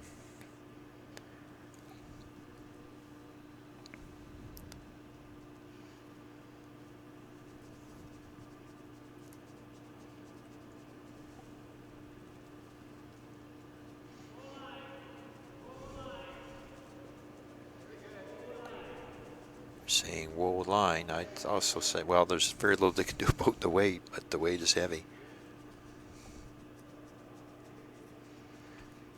Terry hasn't had really good feel for draw weight this game. No, bunch of them landed up short, so this one just a little deep. Yeah, it's, again, Jones has opportunity here. His objective is to come down to that blue rock, which is at 3 o'clock on the tee line. More so that than the back one, wouldn't you say, Stephen? Yeah. Right now, corner freeze to that blue one that's inside of the 4 foot there.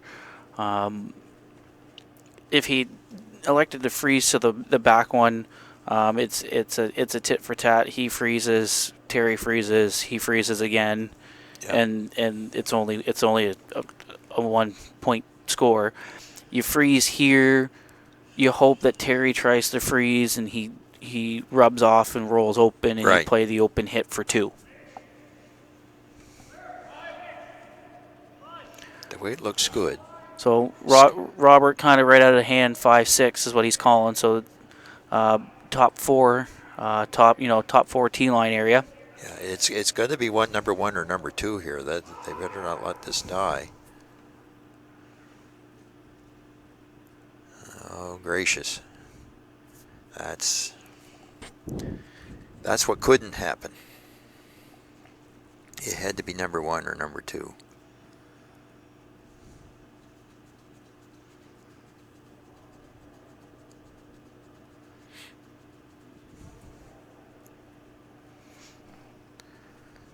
The objective here for Team Odishaw is to make Scott Jones's last draw, and it will be a draw probably, as difficult as possible.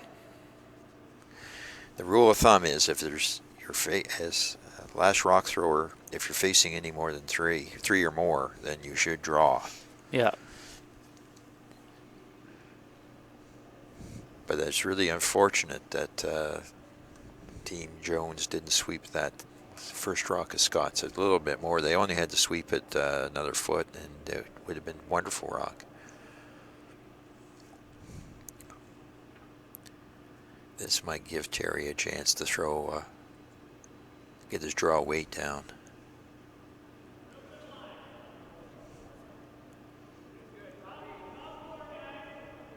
Talking top 4, but I think it's got every bit of that, doesn't it? Sweepers are hanging off. It is coming down a bit. We talked about ice flattening out. We haven't seen much evidence of it. No, that's a great shot. Well judged by the sweepers. You know, sometimes sweepers do their job by doing nothing. Yeah.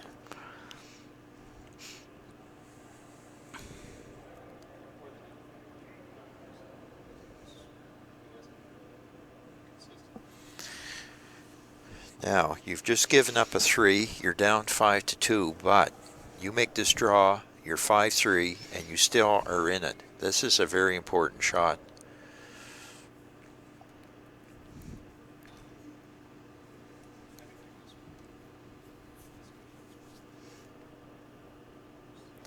But again, if you were to ask most skips, what do you want the end to look at when you're up 5-2 with the opposition having a shot? having 2, 4, 6 of your rocks in the rings is not the way you do it. But it's the way Terry has always called his games. He's very aggressive. Clutter is good.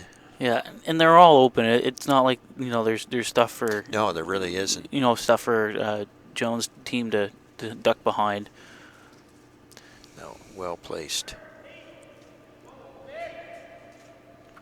So Robert's calling 6 again. This is a different 6 than the first one, though.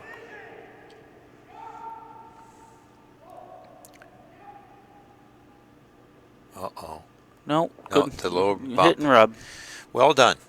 Well done. That was a nervous shot for the whole Jones team, but as I say, by picking up one, it's 5-3. They played it a little conservatively, taking a little more ice than probably what was needed, but that way they didn't rub off the stone that was just thrown by Terry. So this is an interesting game in another aspect. Both these teams are from Curl Moncton. Yeah. They probably play each other many times during the course of a year. So.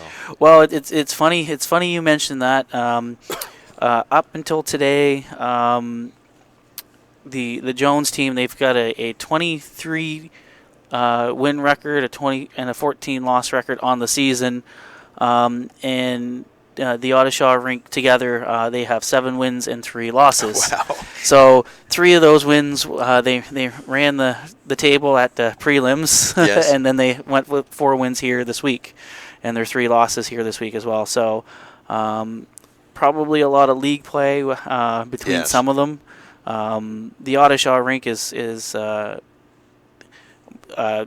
of them of the 5-man rotation are from Moncton. Mike Kennedy's from up Grand Falls area.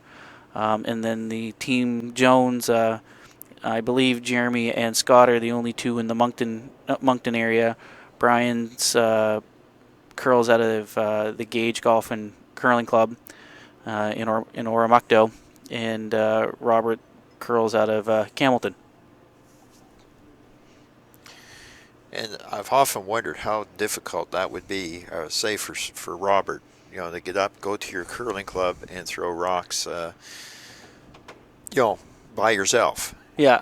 It usually there's 1 or 2 half decent competitive curlers, club curlers in every club. Right. You can always lean on them to come out and practice with you, or to hold the broom and kind of give you constructive feedback of what's going on. We've got it here, and I've seen a lot of the junior curlers here use them now, and I think it's a bit of an invention that Tim Como has come up with.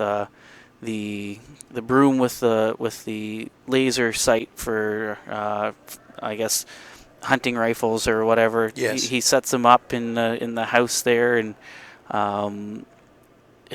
he stands at one end and he films as the curler's throwing the stone, and then asks, how do you feel? Do you think you're on broom? And it's a really good practice session. If you're out practicing by yourself and you don't have those technologies, 2 stones works wonders. Just setting them outside the hog line and to throw the stone through, and then that way you can, you've got a true release, and if you're dumping it in or dumping it out, well, it's going to wreck on those 2 stones right away.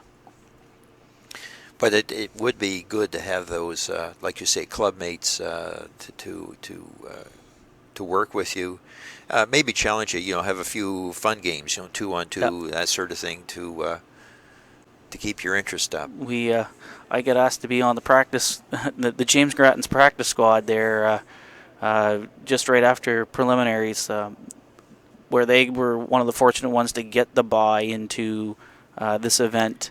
They effectively went a month without curling in any type of spiel since I guess was the skins tournament we had here. So just they wanted to knock some rust off and try some things out, and so myself and a couple other club members here came out and had our butts handed to us, but it was all for good fun and to help a club member out, yes. Jamie Brennan. So no, you need to have that, and really it's a good point you bring up, Stephen, that a lot of successful curlers have good support at home. I mean, of course, with your families and so on too, and at work, but also at your curling club. You got to have support. Have ice available for practice, to have colleagues, teammates that you can play with. We have a good start to end 7 here. Again, Odishaw is clustering rocks on the 4-foot. Jones has put up guards and now has drawn into those 4-foot rocks, trying to get the multiple. Right now, Terry's trying to change up the angles just a little bit so they're more in his favor. Right. Having that yellow one nestled where it's at, I believe if struck the right way, both blues could disappear. Yes. And Terry wouldn't mind that. Up 2 with hammer. But if Jones could steal one here, either this end or next,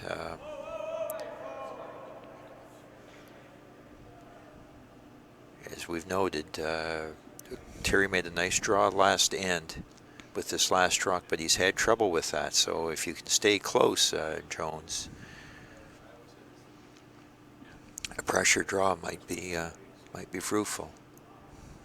But on the other hand, the Odishaw team's curled very well. Terry's made a lot of lovely hits, especially the one for the 3-ender. That's probably definitely the shot of the game. Yes, so far. We just see Jordan just throwing a little heavy, drawing in behind everything else that's been on that 4-foot line. Right. Or the 4-foot area. So Scott just electing to place another stone out in front. Making it, harder to change up those angles for Terry. Yes. And then that way it's more of your yellow stones to run into the house. The other thing is, too, is you get that big a cluster, it takes an awful lot of force to remove it. I mean, each rock weighs, 20 kilograms? And although I grew up in the metric system, I still deal in pounds. Okay, 40 pounds. 40 pounds. 40 pounds. 45 pounds, yeah. Yeah, 20 kilograms. It takes a lot of force to move that many rocks, even with the treated running surfaces and the keen ice.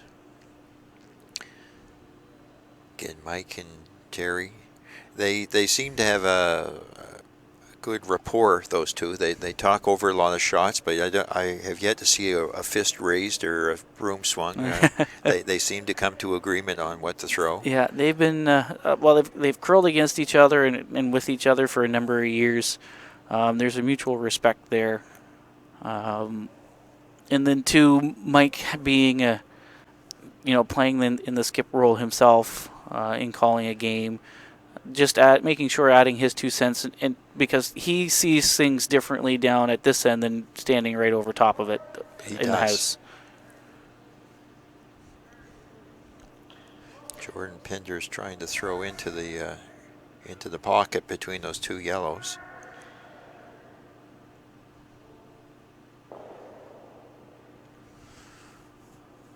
Yeah, that's not a bad result. The yellow is surrounded. It probably will take a couple of shots yet to still remove it. But on the other hand, if and when it happens, blue's going to be in awfully good shape for a multiple. Scott's calling for another one on top. Yeah, and this one's placement here is more important than I want to say weight at this point. Right. If you're a little heavy and you move that blue, I don't think it'd be a huge deal. You want to get into the inside of that blue stone that is sitting just biting 4. Yes. That way the angle of attack to the yellow one that's sitting probably shot stone would be a lot harder to get to. Right. And even having this top 12, top 8, it's going to be angled the wrong way, though, isn't it? Yeah, but not bad, though. At this point, now there's space in between the stone. room for error. There is. If hit. So Terry's just electing to throw down the outturn side there and run that yellow one back into the bundle that's there. Mike Kennedy coming out. Had a good clip. This is big weight on this rock. It's hanging out wide. I think it's going to be yellow into yellow. No. That blue was troublesome for, even though it was his own rock, it was troublesome for Odishaw, but still, yellow's starting to look fairly good here.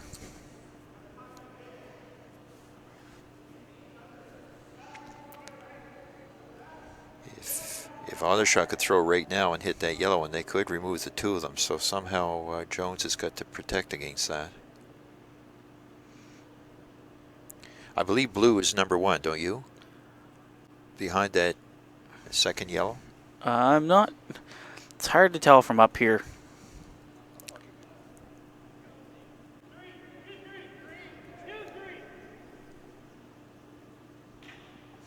We're throwing a guard here. This guard you mentioned earlier about weight. This is definitely a line shot. You want to make, and you want to. It's a line and position shot. So right there is probably as good as you want it to be. Yeah. Any closer, it could be run back. It could be run back. So we're just getting indication here from our producer that it is one yellow sitting there. So okay.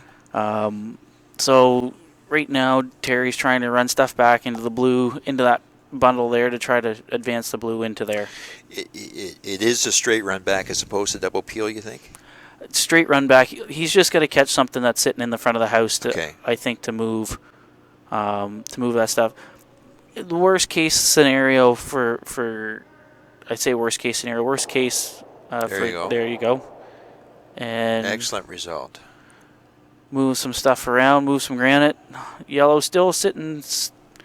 I think third shot in there, maybe second shot. Some room to move some things around though. Could actually draw into that back blue one, could you not? I think so.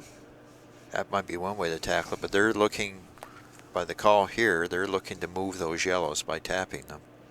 Yellow, yellow, blue perhaps.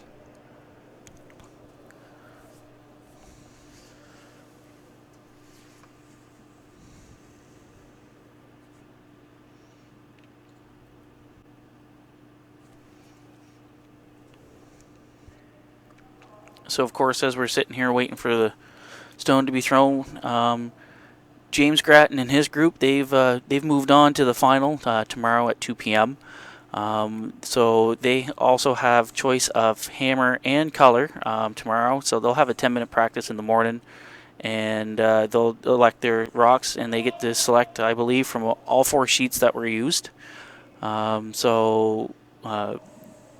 They could use one whole sheet, or they could have a mishmash of different stones. So here we go. Yellow, yellow, blue. Good result. Yellow is 1 and 3. 1, 3, and 5, I think. Not that the 5 really comes into play at this point. And what does Terry have? He has a draw. Terry has a draw, back house. I would say probably button if you feather the top 12. Top 12, the yellow in the top 12. Yeah. But it would just be back button. So now this is something, and I will point out that a lot of Terry's issues with draws have been with his last rock, not his first rock. So let's see what this is like. He made a nice draw last end with his last rock. This is his first. Let's see how his draw weight compares now.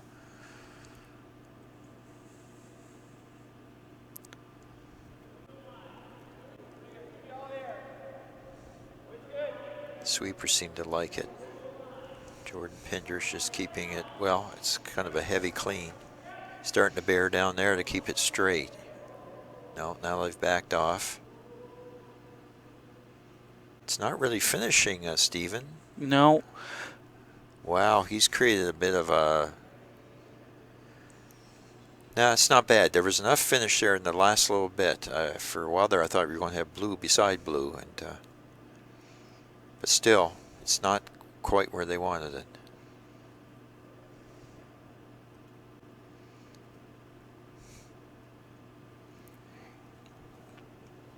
So Scott electing to follow him right down to it. Scott couldn't throw a takeout here, could he? Well, he could try to pick it out. Or is the jam there all day? I think it might be there all day, mightn't it?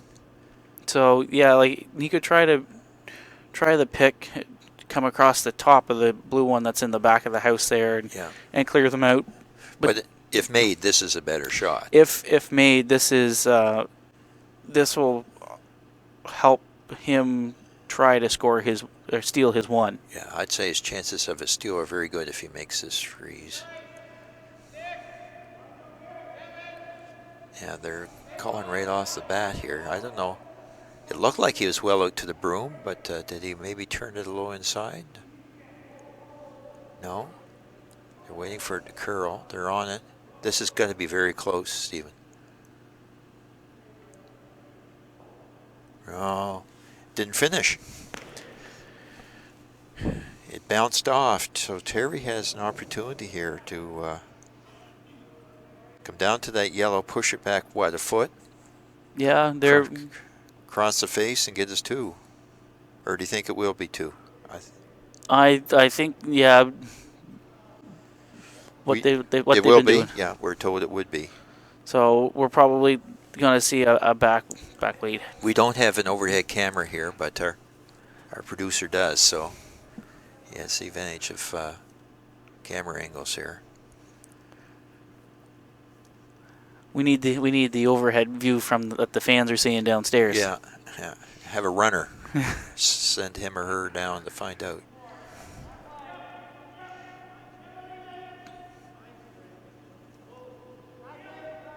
They're off and on. Yes and no is what we're hearing. I think it's more about line than weight. There's the rock top 12 he's got to get by. And he did not. Okay. That's a steal.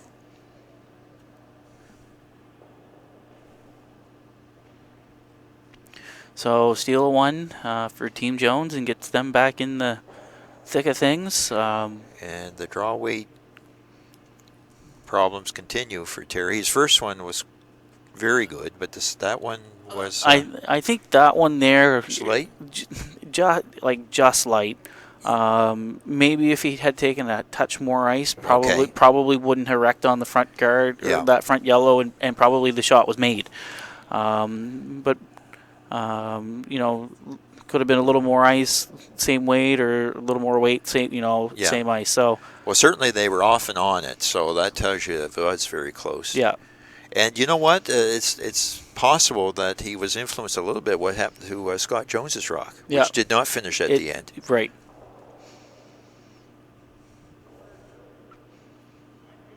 Because a lot of these skips, they read off each other. I mean, they realize that people have different deliveries and different releases and so on, but still, that rock of Scott Jones did not finish. It did well enough to be line number one, but it bounced off and provided Terry with an opportunity to get a two-ender. So the game is on, and remember that big draw that Scott Jones made 2 ends ago against, what, 5-6? 5-6, yeah. Which he made. Yeah. No, the nerves of steel. Yeah. Ice water pulsing through those veins. You need that sometimes, and Scott was able to capitalize on that, and by placing his rock in that last end where he did, capitalize on it on an uncharacteristic mistake by Team Odishaw. Yes. And that's a good point, Stephen. As you pointed out to me, that probably was as much about sweeping in line as it was Terry's throw. Terry was certainly within the ballpark. the 4-foot ballpark of having the right shot. Yeah, and Terry and Jordan are having a discussion probably about that last shot. So, Yeah. by the looks of it, Jordan feels like it probably was the right weight. Maybe just shy. Yes. So just kind of reaffirming to the skipper that it was what we wanted, and Robert welds one right on top of the shot stone there. Yeah. We see so. Terry electing to play I'm not saying a huge weight hit, but probably with some weight to unlock it and try to get some better angles here. Yeah. And again, in curling, it's called chest and ice, but there's a lot of standard openings, and this is one of them. The center guard, the draw to the 4-foot. This particular one went a little deep, and then you respond with another draw. The formula's there. It's just that you have to physically You have to execute. execute. A little different than chess in that respect. And you're talking about a distance of, 120 feet? Yeah. And, if you're off by 1%, you're off by 1.2 feet, which is a lot. Yeah. You know. Yeah. I often, in talking with curlers and new curlers, and you talk about line of delivery, and you might be off by a broom, just Yes. just a little bit in the hack, but that little bit in the hack, it equates to it's 6 inches to a foot. Yeah, it does. By the time that where the broom is held. So. And people sometimes question the efficacy of sweeping. Well, if you improve the distance by 5%, 5% of 120 feet is 6 feet, and that's a lot. Yeah. Yeah.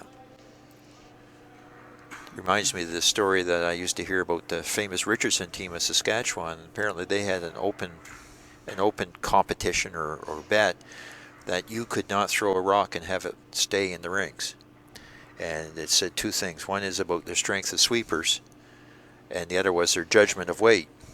And if you threw the perfect lightweight, but it was short, they knew enough to leave it short. Right. And if it looked like it was going to be, say, top 8, they could sweep it that distance through. Yeah. And, that's only that 5-6%. Like 5% of 120 feet is 6 feet. So they could do it 10%. Nice throws here. Just a little rub off, but it lands in the ballpark. And the blue is set right up to remove that yellow. That yellow-blue combination, Terry just seems soon see that go is not. We were talking just before the 5th end break that the ends had not been that complicated. The last couple have been. We're starting to see a lot of rocks in and around the 4-foot, 8-foot area.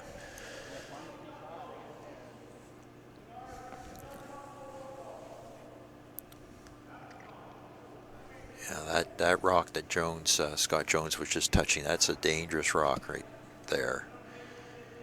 Jordan Pinder's had a good game again. Okay. So so the teams there, they're starting to eat up their time, as Andy was saying. About less than 9 minutes on the clock here for thinking time. So they're under the gun right now. So yes. Well, there has been a lot of discussion by both teams. I was going to say chatter, but chatter's not it. A lot of deep discussion about things. Oh, nice rock there. Real good shot by Brian. Yes. But this is the type of game where you see demonstrated the virtues of a patient skip, because both skips have had stones results that haven't been favorable, but they've persevered. And in the case of Terry in the 5th end, making a wonderful shot for 3. In the case of Scott, making a wonderful draw to prevent a huge end against him, and then following up with the steal. These top skips are cool customers.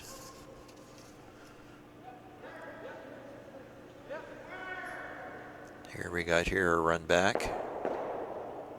And just skinnies the one on the house or in the button area. So Remember, I was talking about how many rocks there were in play. We're now down to they did four. 3 in the house, 1 out front. Yeah.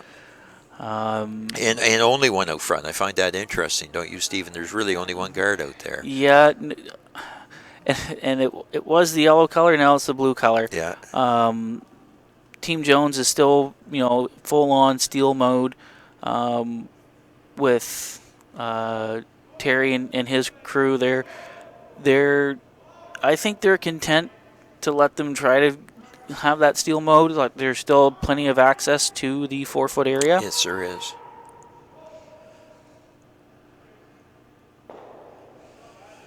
And roll away. Hit and roll. Flat, fairly flat double. It's there. Terry indicating he's looking for a hit, a raise hit. So now, if you look at this, Stephen, do you think Scott Jones wants to steal, or do you think he's trying to force the 1? You're coming home or you're playing 8, so you're in even ends. I typically play in a 10-inning game. I want hammer an 8. Yes. So if I don't have hammer, I'm trying to steal, because then that sets you up. In theory, you take your point to maintain hammer and even ends. Right. And then you give up your 1 and you take your 2 and 10. Okay.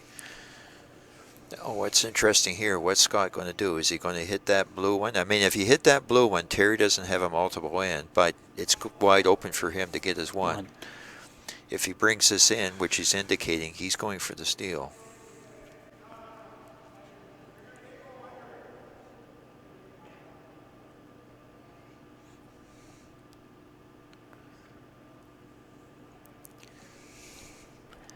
Interesting. All the shots have been down this side of the sheet, too.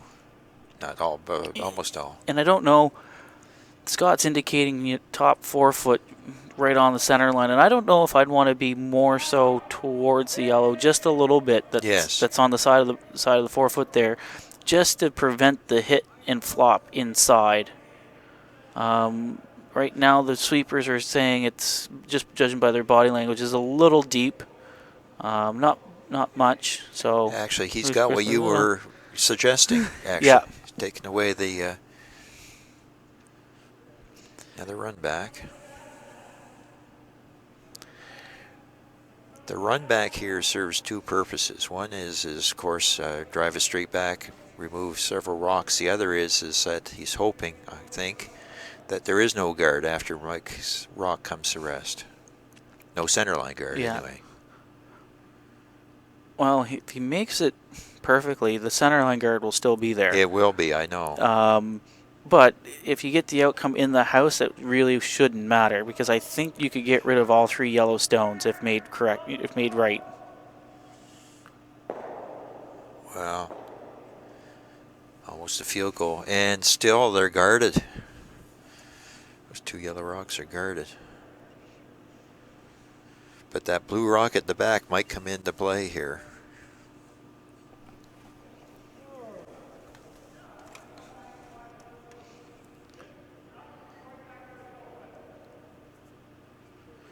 The object is to guard the left-hand side of that number 2 yellow, isn't it? Yeah, just that way. So, because you drive it that way and you get 2, or a nose hit and you get 2. So, center line, around the home hardware sign, on that Canada Cup logo there. Yes. Or even just off center. Towards the left or towards the right? Towards the left. It would leave you a little bit of a port, but the way the ice has been curling this week, I don't know if that port would work.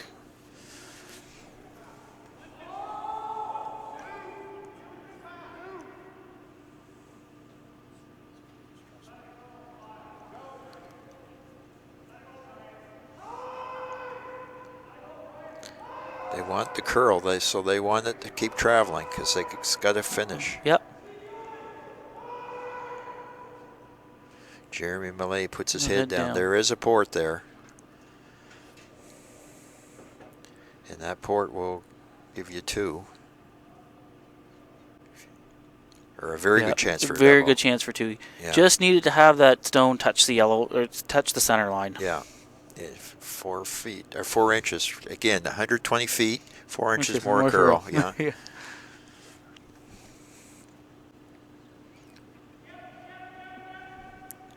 And right away, out of his hand, Mike calling mark on it.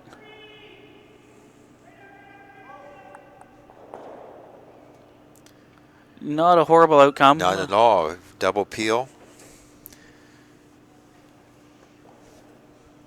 Double peel. Now this would be interesting. I think Jones actually has to get a piece at 12, doesn't he? I'm looking at that blue rock that's at 8 o'clock. And that's what Jeremy's indicating, is that got to be 12 to outcount the blue that's back there. Yeah, that blue rock is kind of been in my eye here for the last 4 or 5 shots because, yes, you got 2 yellows. Yes, they're very close to the button, but also they're set up for a double. And we get a timeout, yeah. so they're very cognizant of the time crunch that they are now in. So yeah, what are the? I'll go take a look and see what times they're.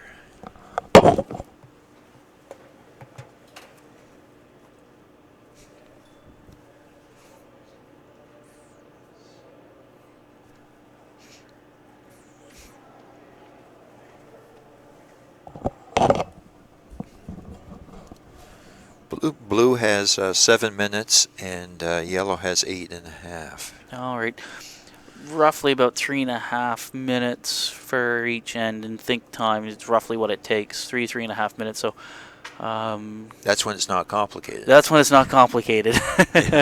But fortunately, this is their first timeout that they're using. They've got 2 90-second timeouts.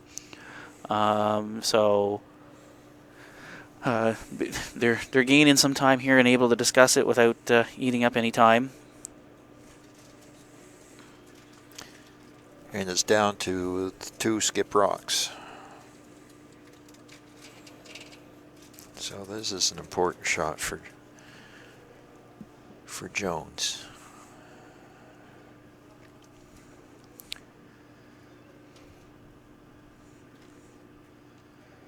Time's in.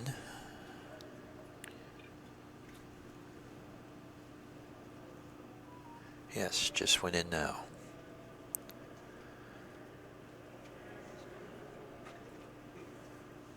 Now it's interesting for his guard.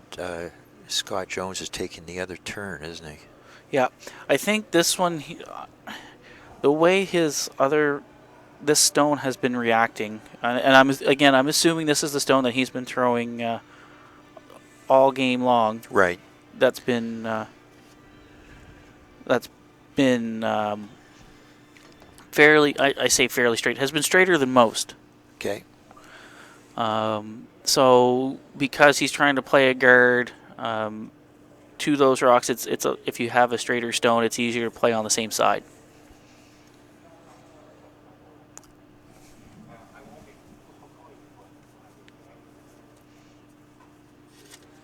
It's in the hack. Ice is about halfway on the 12. It's on its way. Sweepers are just keeping it clean, trying to wait for it to maybe slow down and catch the curl. They talked about it being full 12. It is, so it is number 3.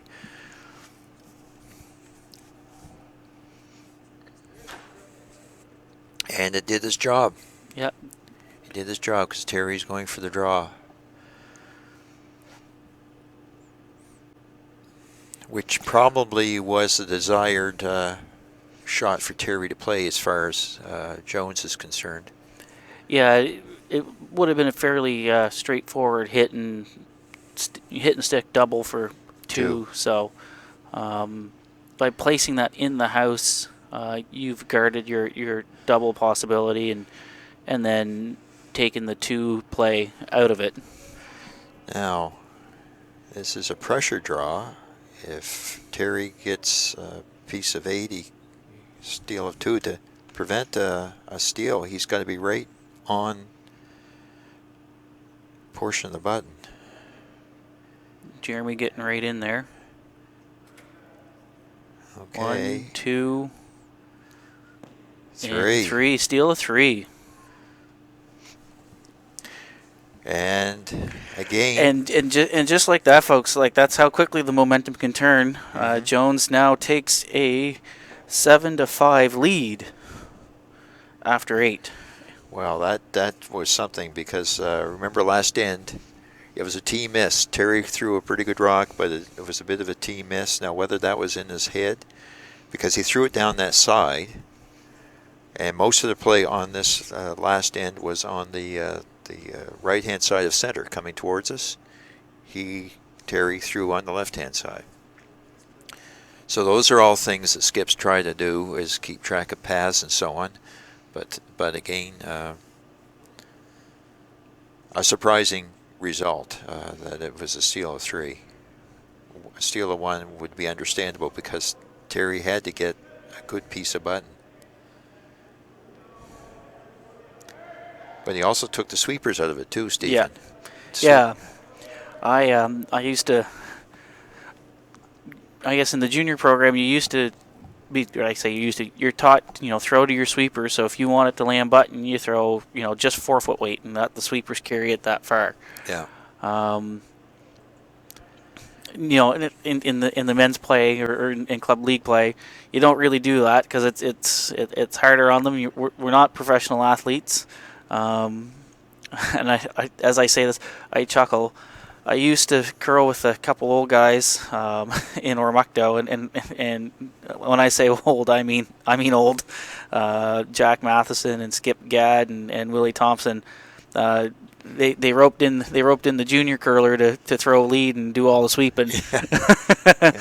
Anyway, so you throw your first 2 stones, and then of course every now and again you're in that mentality of, well, I'm throwing for sweepers, so the sweepers are going to carry it. Yeah. And poor old Skip, he'd curse and swear all the way down the ice that he had to sweep the whole whole length.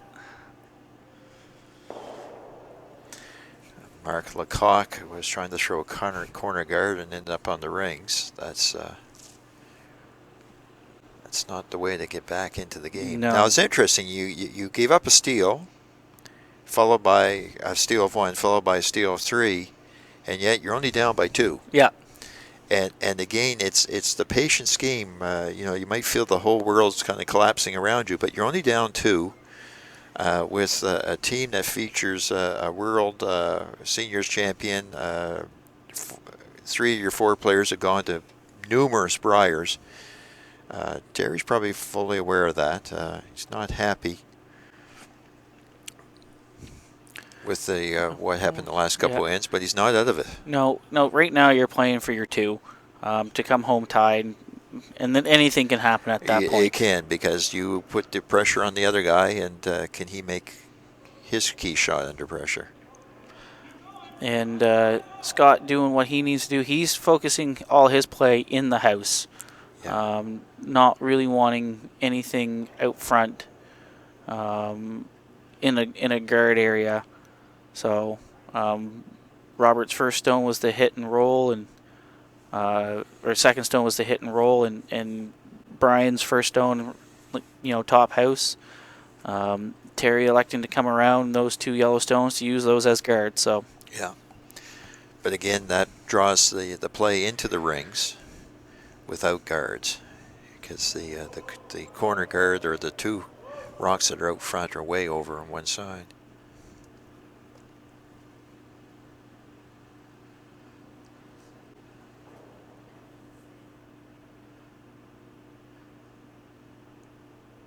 We don't have any game statistics, but it seems to me that Jordan Pinders had a good game. Very, very good game. Very consistent player. He is. He's been very consistent.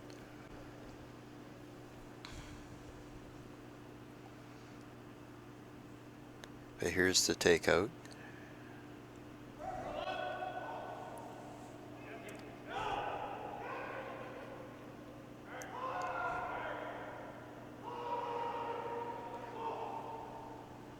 Wow, that just got clear. And it removes 2 rocks, a blue and a yellow, leaving a yellow top 4. That's a good result for Scott Jones. Terry Odishaw is going to freeze to that again, just as we said earlier when Jones was trying to fight back. Rocks in the rings like this are good for Odishaw as well. Terry can probably maneuver rocks around as well as anybody, as long as the execution's there. Looks like we're going to get the execution on this one. Another fine effort by Jordan Pinder. Yeah, I'm just kind of doing some Wikipedia searches because Jordan's a name I know from the curling world, and sometimes you just can't think of it. He's curled with Jamie Murphy for a number of years in Nova Scotia. All right. It's funny, you know, when somebody moves into town that's had experience from another province, within within the network, it's known. Yeah. I think even when they signed the contract to come work in Fredericton, there are certain curlers that know that immediately. I know when Ed Sear came to town, I didn't know who Ed Sear was, but several people did, and he was picked up in a hurry. Yeah. Ed's a former CIS national champion, I believe. Yes.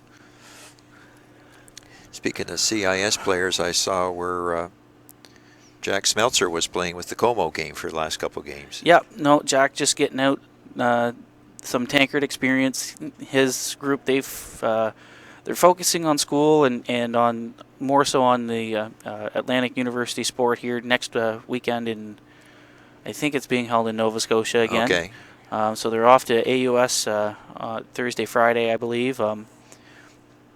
Their team manager and coach Lindsay McKnight's roped me into helping out with the Learn to Curl that he does here at the club Friday. So, so if you're in the Learn to Curl program, it is not canceled. We'll be out here at the regular time. Excellent. The Winter Club had a social event here last Friday. Was it last Friday? It was the 17th. They had 76 people participate. Yeah, fantastic. We had enough for 2 shifts. They would go out and they'd curl 2 ends, and they'd come in and have their pizza, their drink, and warm up, and the other crew would go out and curl their 2 ends.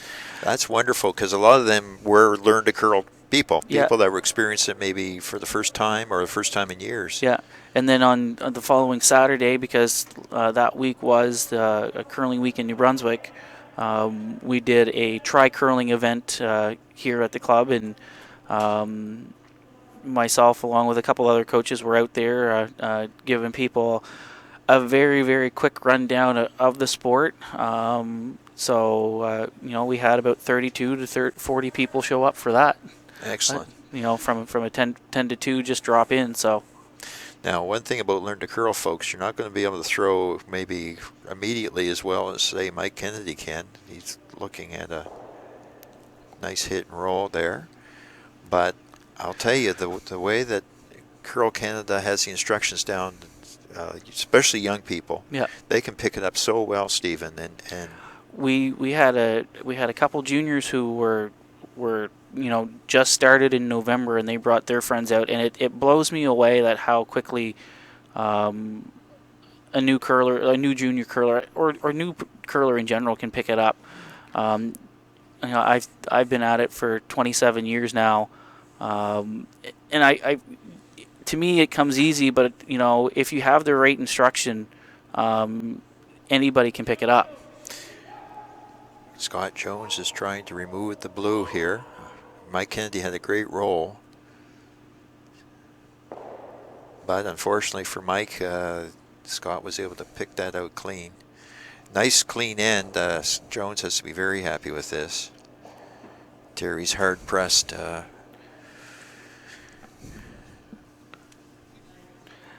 This is very much an end for Scott to build some time back up on his time clock too. Exactly, yes. With the hits, not taking all the time that he's been taking. So, and and Terry, has been pretty quick in his decisions. This wasn't discussed a whole lot. It's just a hit and roll, try to get duck in behind cover there. Yeah. The two, with having those two corner guards and how they're staggered, the two is in play.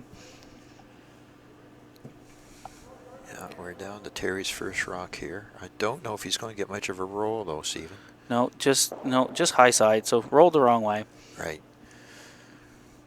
Now Scott can take a chance just as long as he makes some noise. In other words, just as long as he removes the rock, he can take a chance. Or he Jeremy does, can for the roll. Yeah, no, this, and you're right, he can, but this is strictly make that blue rock go away. Yeah, make some noise. So you're statistically up to without hammer coming home. I believe it's like 85% win percentage or something like that. So this is very much just to kind of stay in control of the game. So.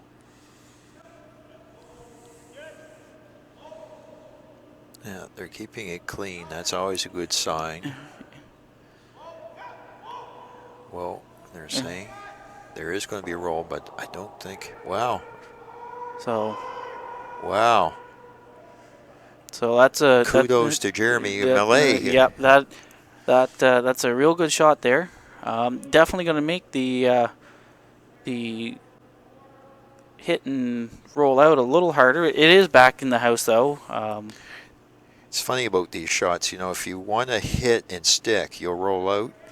But if you want to hit and roll out, you hit and stick. You hit and stick. It's amazing how many times that will happen. Of course, again, speaking as a club curler as opposed to a pro, but I think we got to. No, well swept again. So we got a blank end, and now it's on. What do? Play the theme from Rocky now or something? Yeah. Because you got to figure, yes, you're down 2, but you have last rock, which means you're only down by 1. So can you maneuver? Terry thought he got 1 there, and instinctively went to the house to. Oh, he did. To and I believed him. Yeah. It looks like Scott might have had to have a break. So Jeremy's just going to come down here. This is where the call is in or through. So yeah, what would you do? I would go in. Top 12 or top 4? Top house, and anywhere in if it's top house, you're great. If it's looking like it's back house, you pound your guts out and you hope you slide it through. Okay. Two makes it interesting, doesn't it? Because if you're up, say 4, you definitely throw through. Yeah.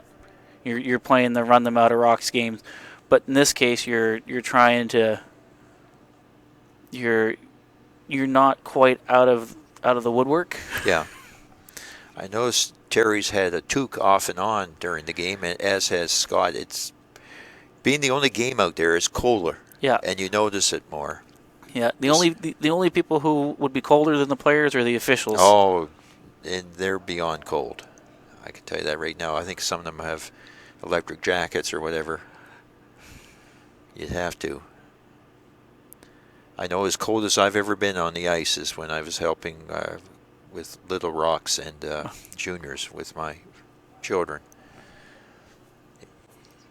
And I'm not a person that's cold when I play a game because you do enough sweeping, enough going up and down the ice that you can be quite comfortable.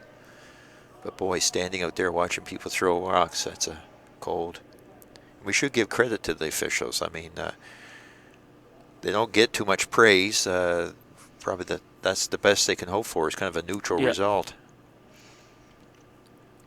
No, their expertise were definitely tested here last night during Mark's fall. Yes. As I had mentioned earlier in the game, he had said that the broom crumpled on him as he was sweeping. It doesn't seem to affect him. I think he's had a good game today. Certainly his sweeping on a couple of shots made them.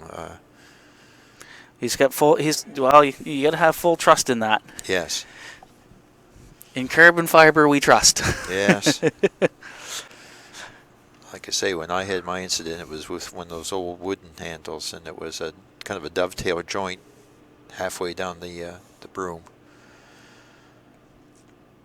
Another corner guard. The first one was a bit tight. Yeah, in good position, relative to the center line. Yeah, that one's, yes, that one's a bit better. There's more room to get around it. Yeah, to bury.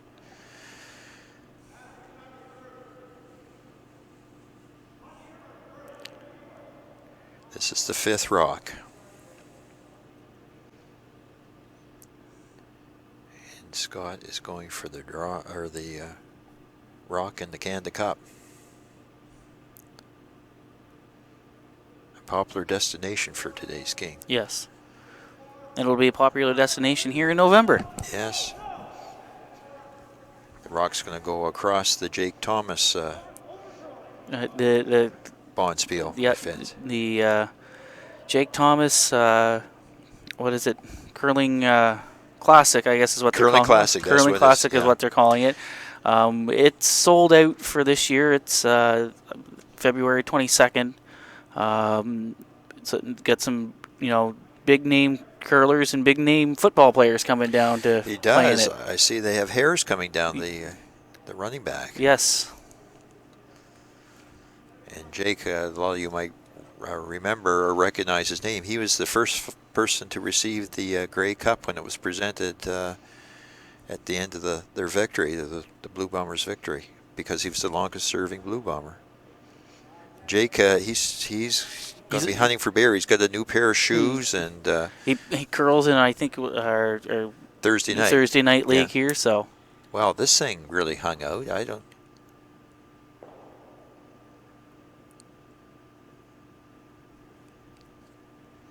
Worked out fairly well, but was that the call? No, they were trying to draw to that back blue, yellow one. Yes, but that hung way out. Did he? Like I say, Jordan's had a very good game, but boy, that rock stayed out there.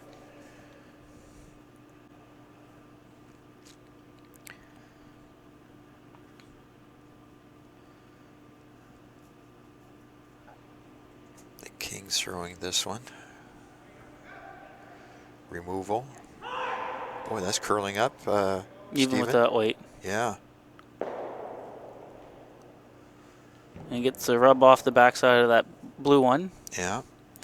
But again, you can have too many rocks in play, and yellow's flirting with trouble here. Yeah. Fortunately for Scott, they're all in the house. Most of them are in front of the tee line. You get that one that's back button there. And you really only got one guard to worry about. Yeah. That one that was rubbed. I'm a little surprised they played it that way. I would have played the double on the two blues there that were at the front of the house, but it seemed to work out for them right now. So no harm, no foul.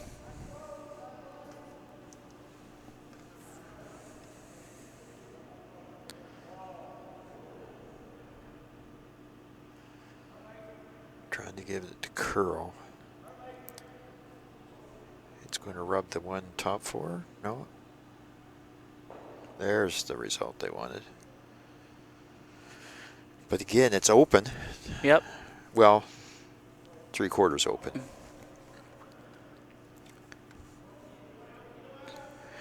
The risk here is that you're so anxious to get rid of rocks that you might start overthrowing things. Yes, that is a worry. Because if Malay hits this rock at all, even if it jams, it's on its way out, right? So, wow, what turn is he calling for? Yeah, it's calling for the out turn. Out turn. Jeremy throws a rock with a lot of weight. There you go. That hit it quite full, Stephen. Yep. It really did. I thought the likely result was to hit it more or less sideways, thin. But that curled up. Terry electing to go around his blue corner guard there. Wow. So it's not quite given up on the deuce play yet. I mean, and that's really all he has at this point. Yeah, this is the okay. Yeah, you're referring to the good guard, the one that's got by five TV1. Yes. Just to get a plug in. Yeah. This could be a difficult rock to remove. The sweepers are just keeping it clean.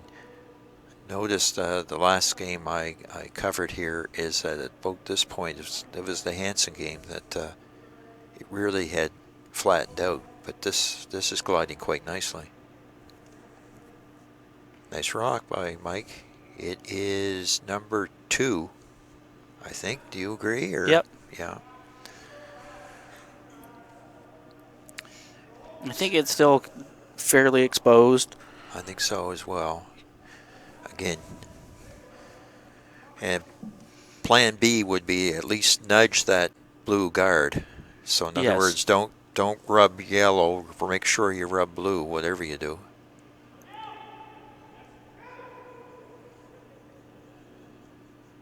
Sweeping hard, Robert Daly. He's by, he's through the hole. Nice shot. You're not supposed to count rocks, but you are counting rocks, right? Your timeout. And Terry's calling his first 90-second timeout. Nice shot.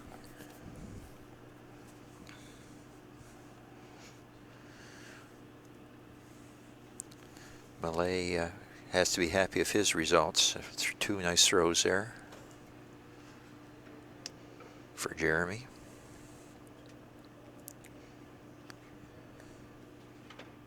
But again, with so many yellow rocks in play, there are options here.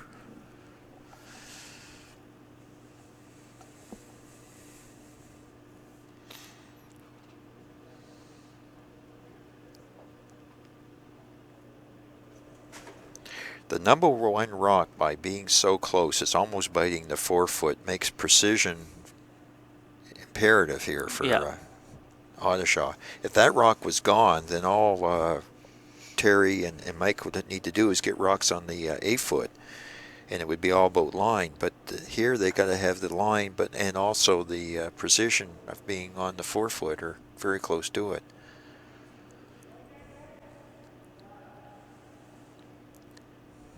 Gracious, he's trying to thread the needle here, isn't he? Yes, he is. Skinny the top guard, skinny the top rock, skinny the one in the near the 4-foot, and land button. Tells you also too, as the event's going on, how much the curl's coming out of the ice, right? Yes. Because at one point it would have been more or less close edge of 12, which would be almost impossible to thread that needle. The hole, just because of where the blue is placed. Yeah.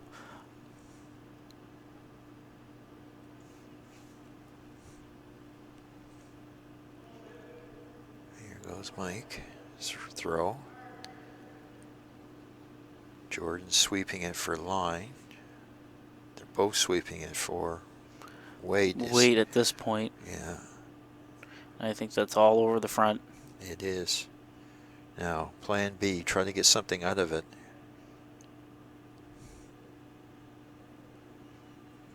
Yeah.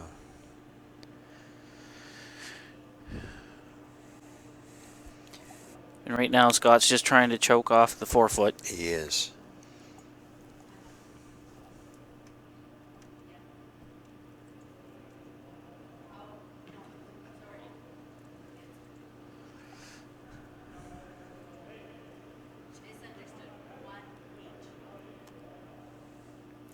Wonder how much time's left.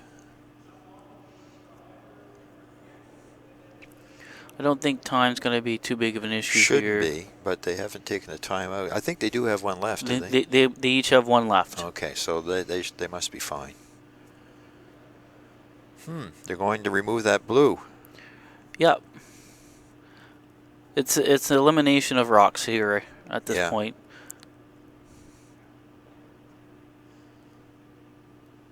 But is there much that Terry could do with that blue to... You know, your Trokoff call, of course, again, it gets back to execution, but you can remove this blue and still leave the 4 foot wide open, right? Yeah. And if you hit this real thin, Which I think he is, but nope. There. okay, That's good. well, you got rid of a couple of the yellows.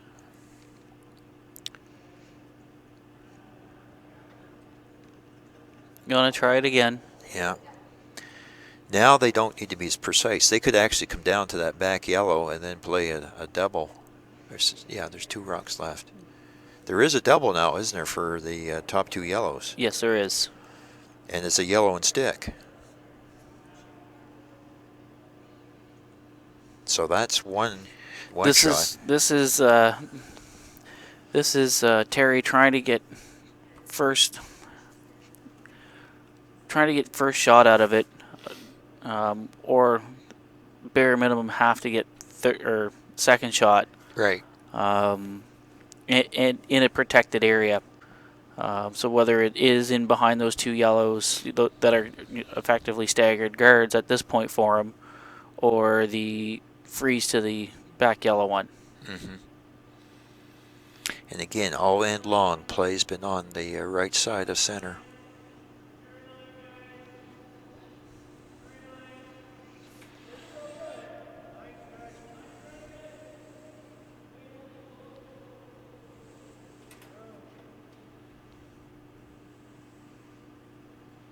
Jeremy Millet. Oh dear. Heavy. The heaviness problems continue. The line would have been terrific if it stopped anywhere in front of that back yellow. And Terry's just staring in disbelief.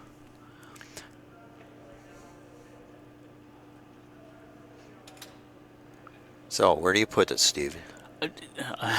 Top 4? Top 8? I play board weight, make that blue go away, and move on to the semifinal for the win. Okay. Because if you put it anywhere in the rings that's better than that blue, then Terry's got to look at a quadruple. Yep.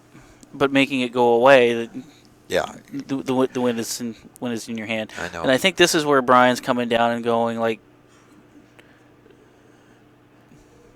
I don't know if that blue is really accessible.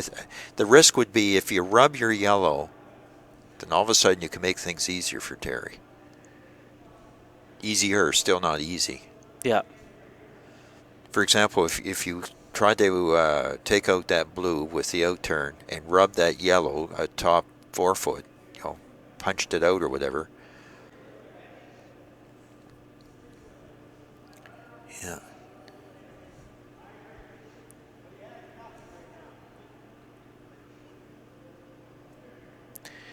Makes you wonder about that last rock of Terry's. Yeah.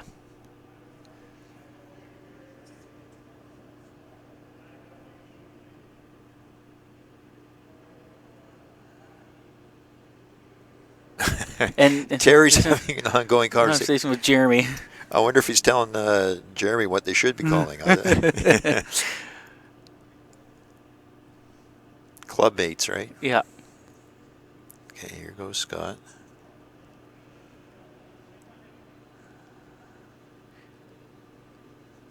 It's got to be on the rings.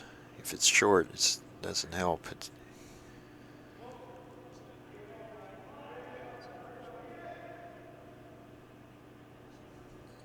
This is when the few shots have come down the left side of center. There you go. There you go. Yeah. Is there a quad? I don't think so. I don't think so. Well. The way those 2 yellows are side by side, could you get enough spin off the one that's just out? You get the one that's biting the 4, but just outside to catch the yellow one. They were a little bit negligent there in the way that one finished, didn't they? Yeah. I think what it did is spun in enough, but if it had stopped, about 3 inches shorter, then I think the way those 2 were together, it'd be lined right up on that back yellow one. Well, I assume this thing will be skipping down the ice in terms of speed. I would think so too. It's important though that it still needs to stay in play. It does. So he's got to hit it quite thick. And with speed, that's hard to do. You got your camera all set up here. He's got his cell phone set up, folks, for posterity. That's over curling.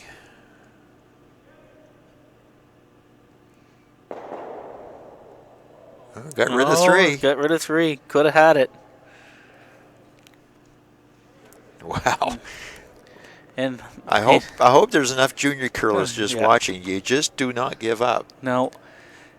So moving on to tonight's 7 p.m. semifinal. Team Scott Jones against Team Jason Roach. And folks, we might see a Jones team that's re-energized because this is probably one of their best games of the week so far. Yep.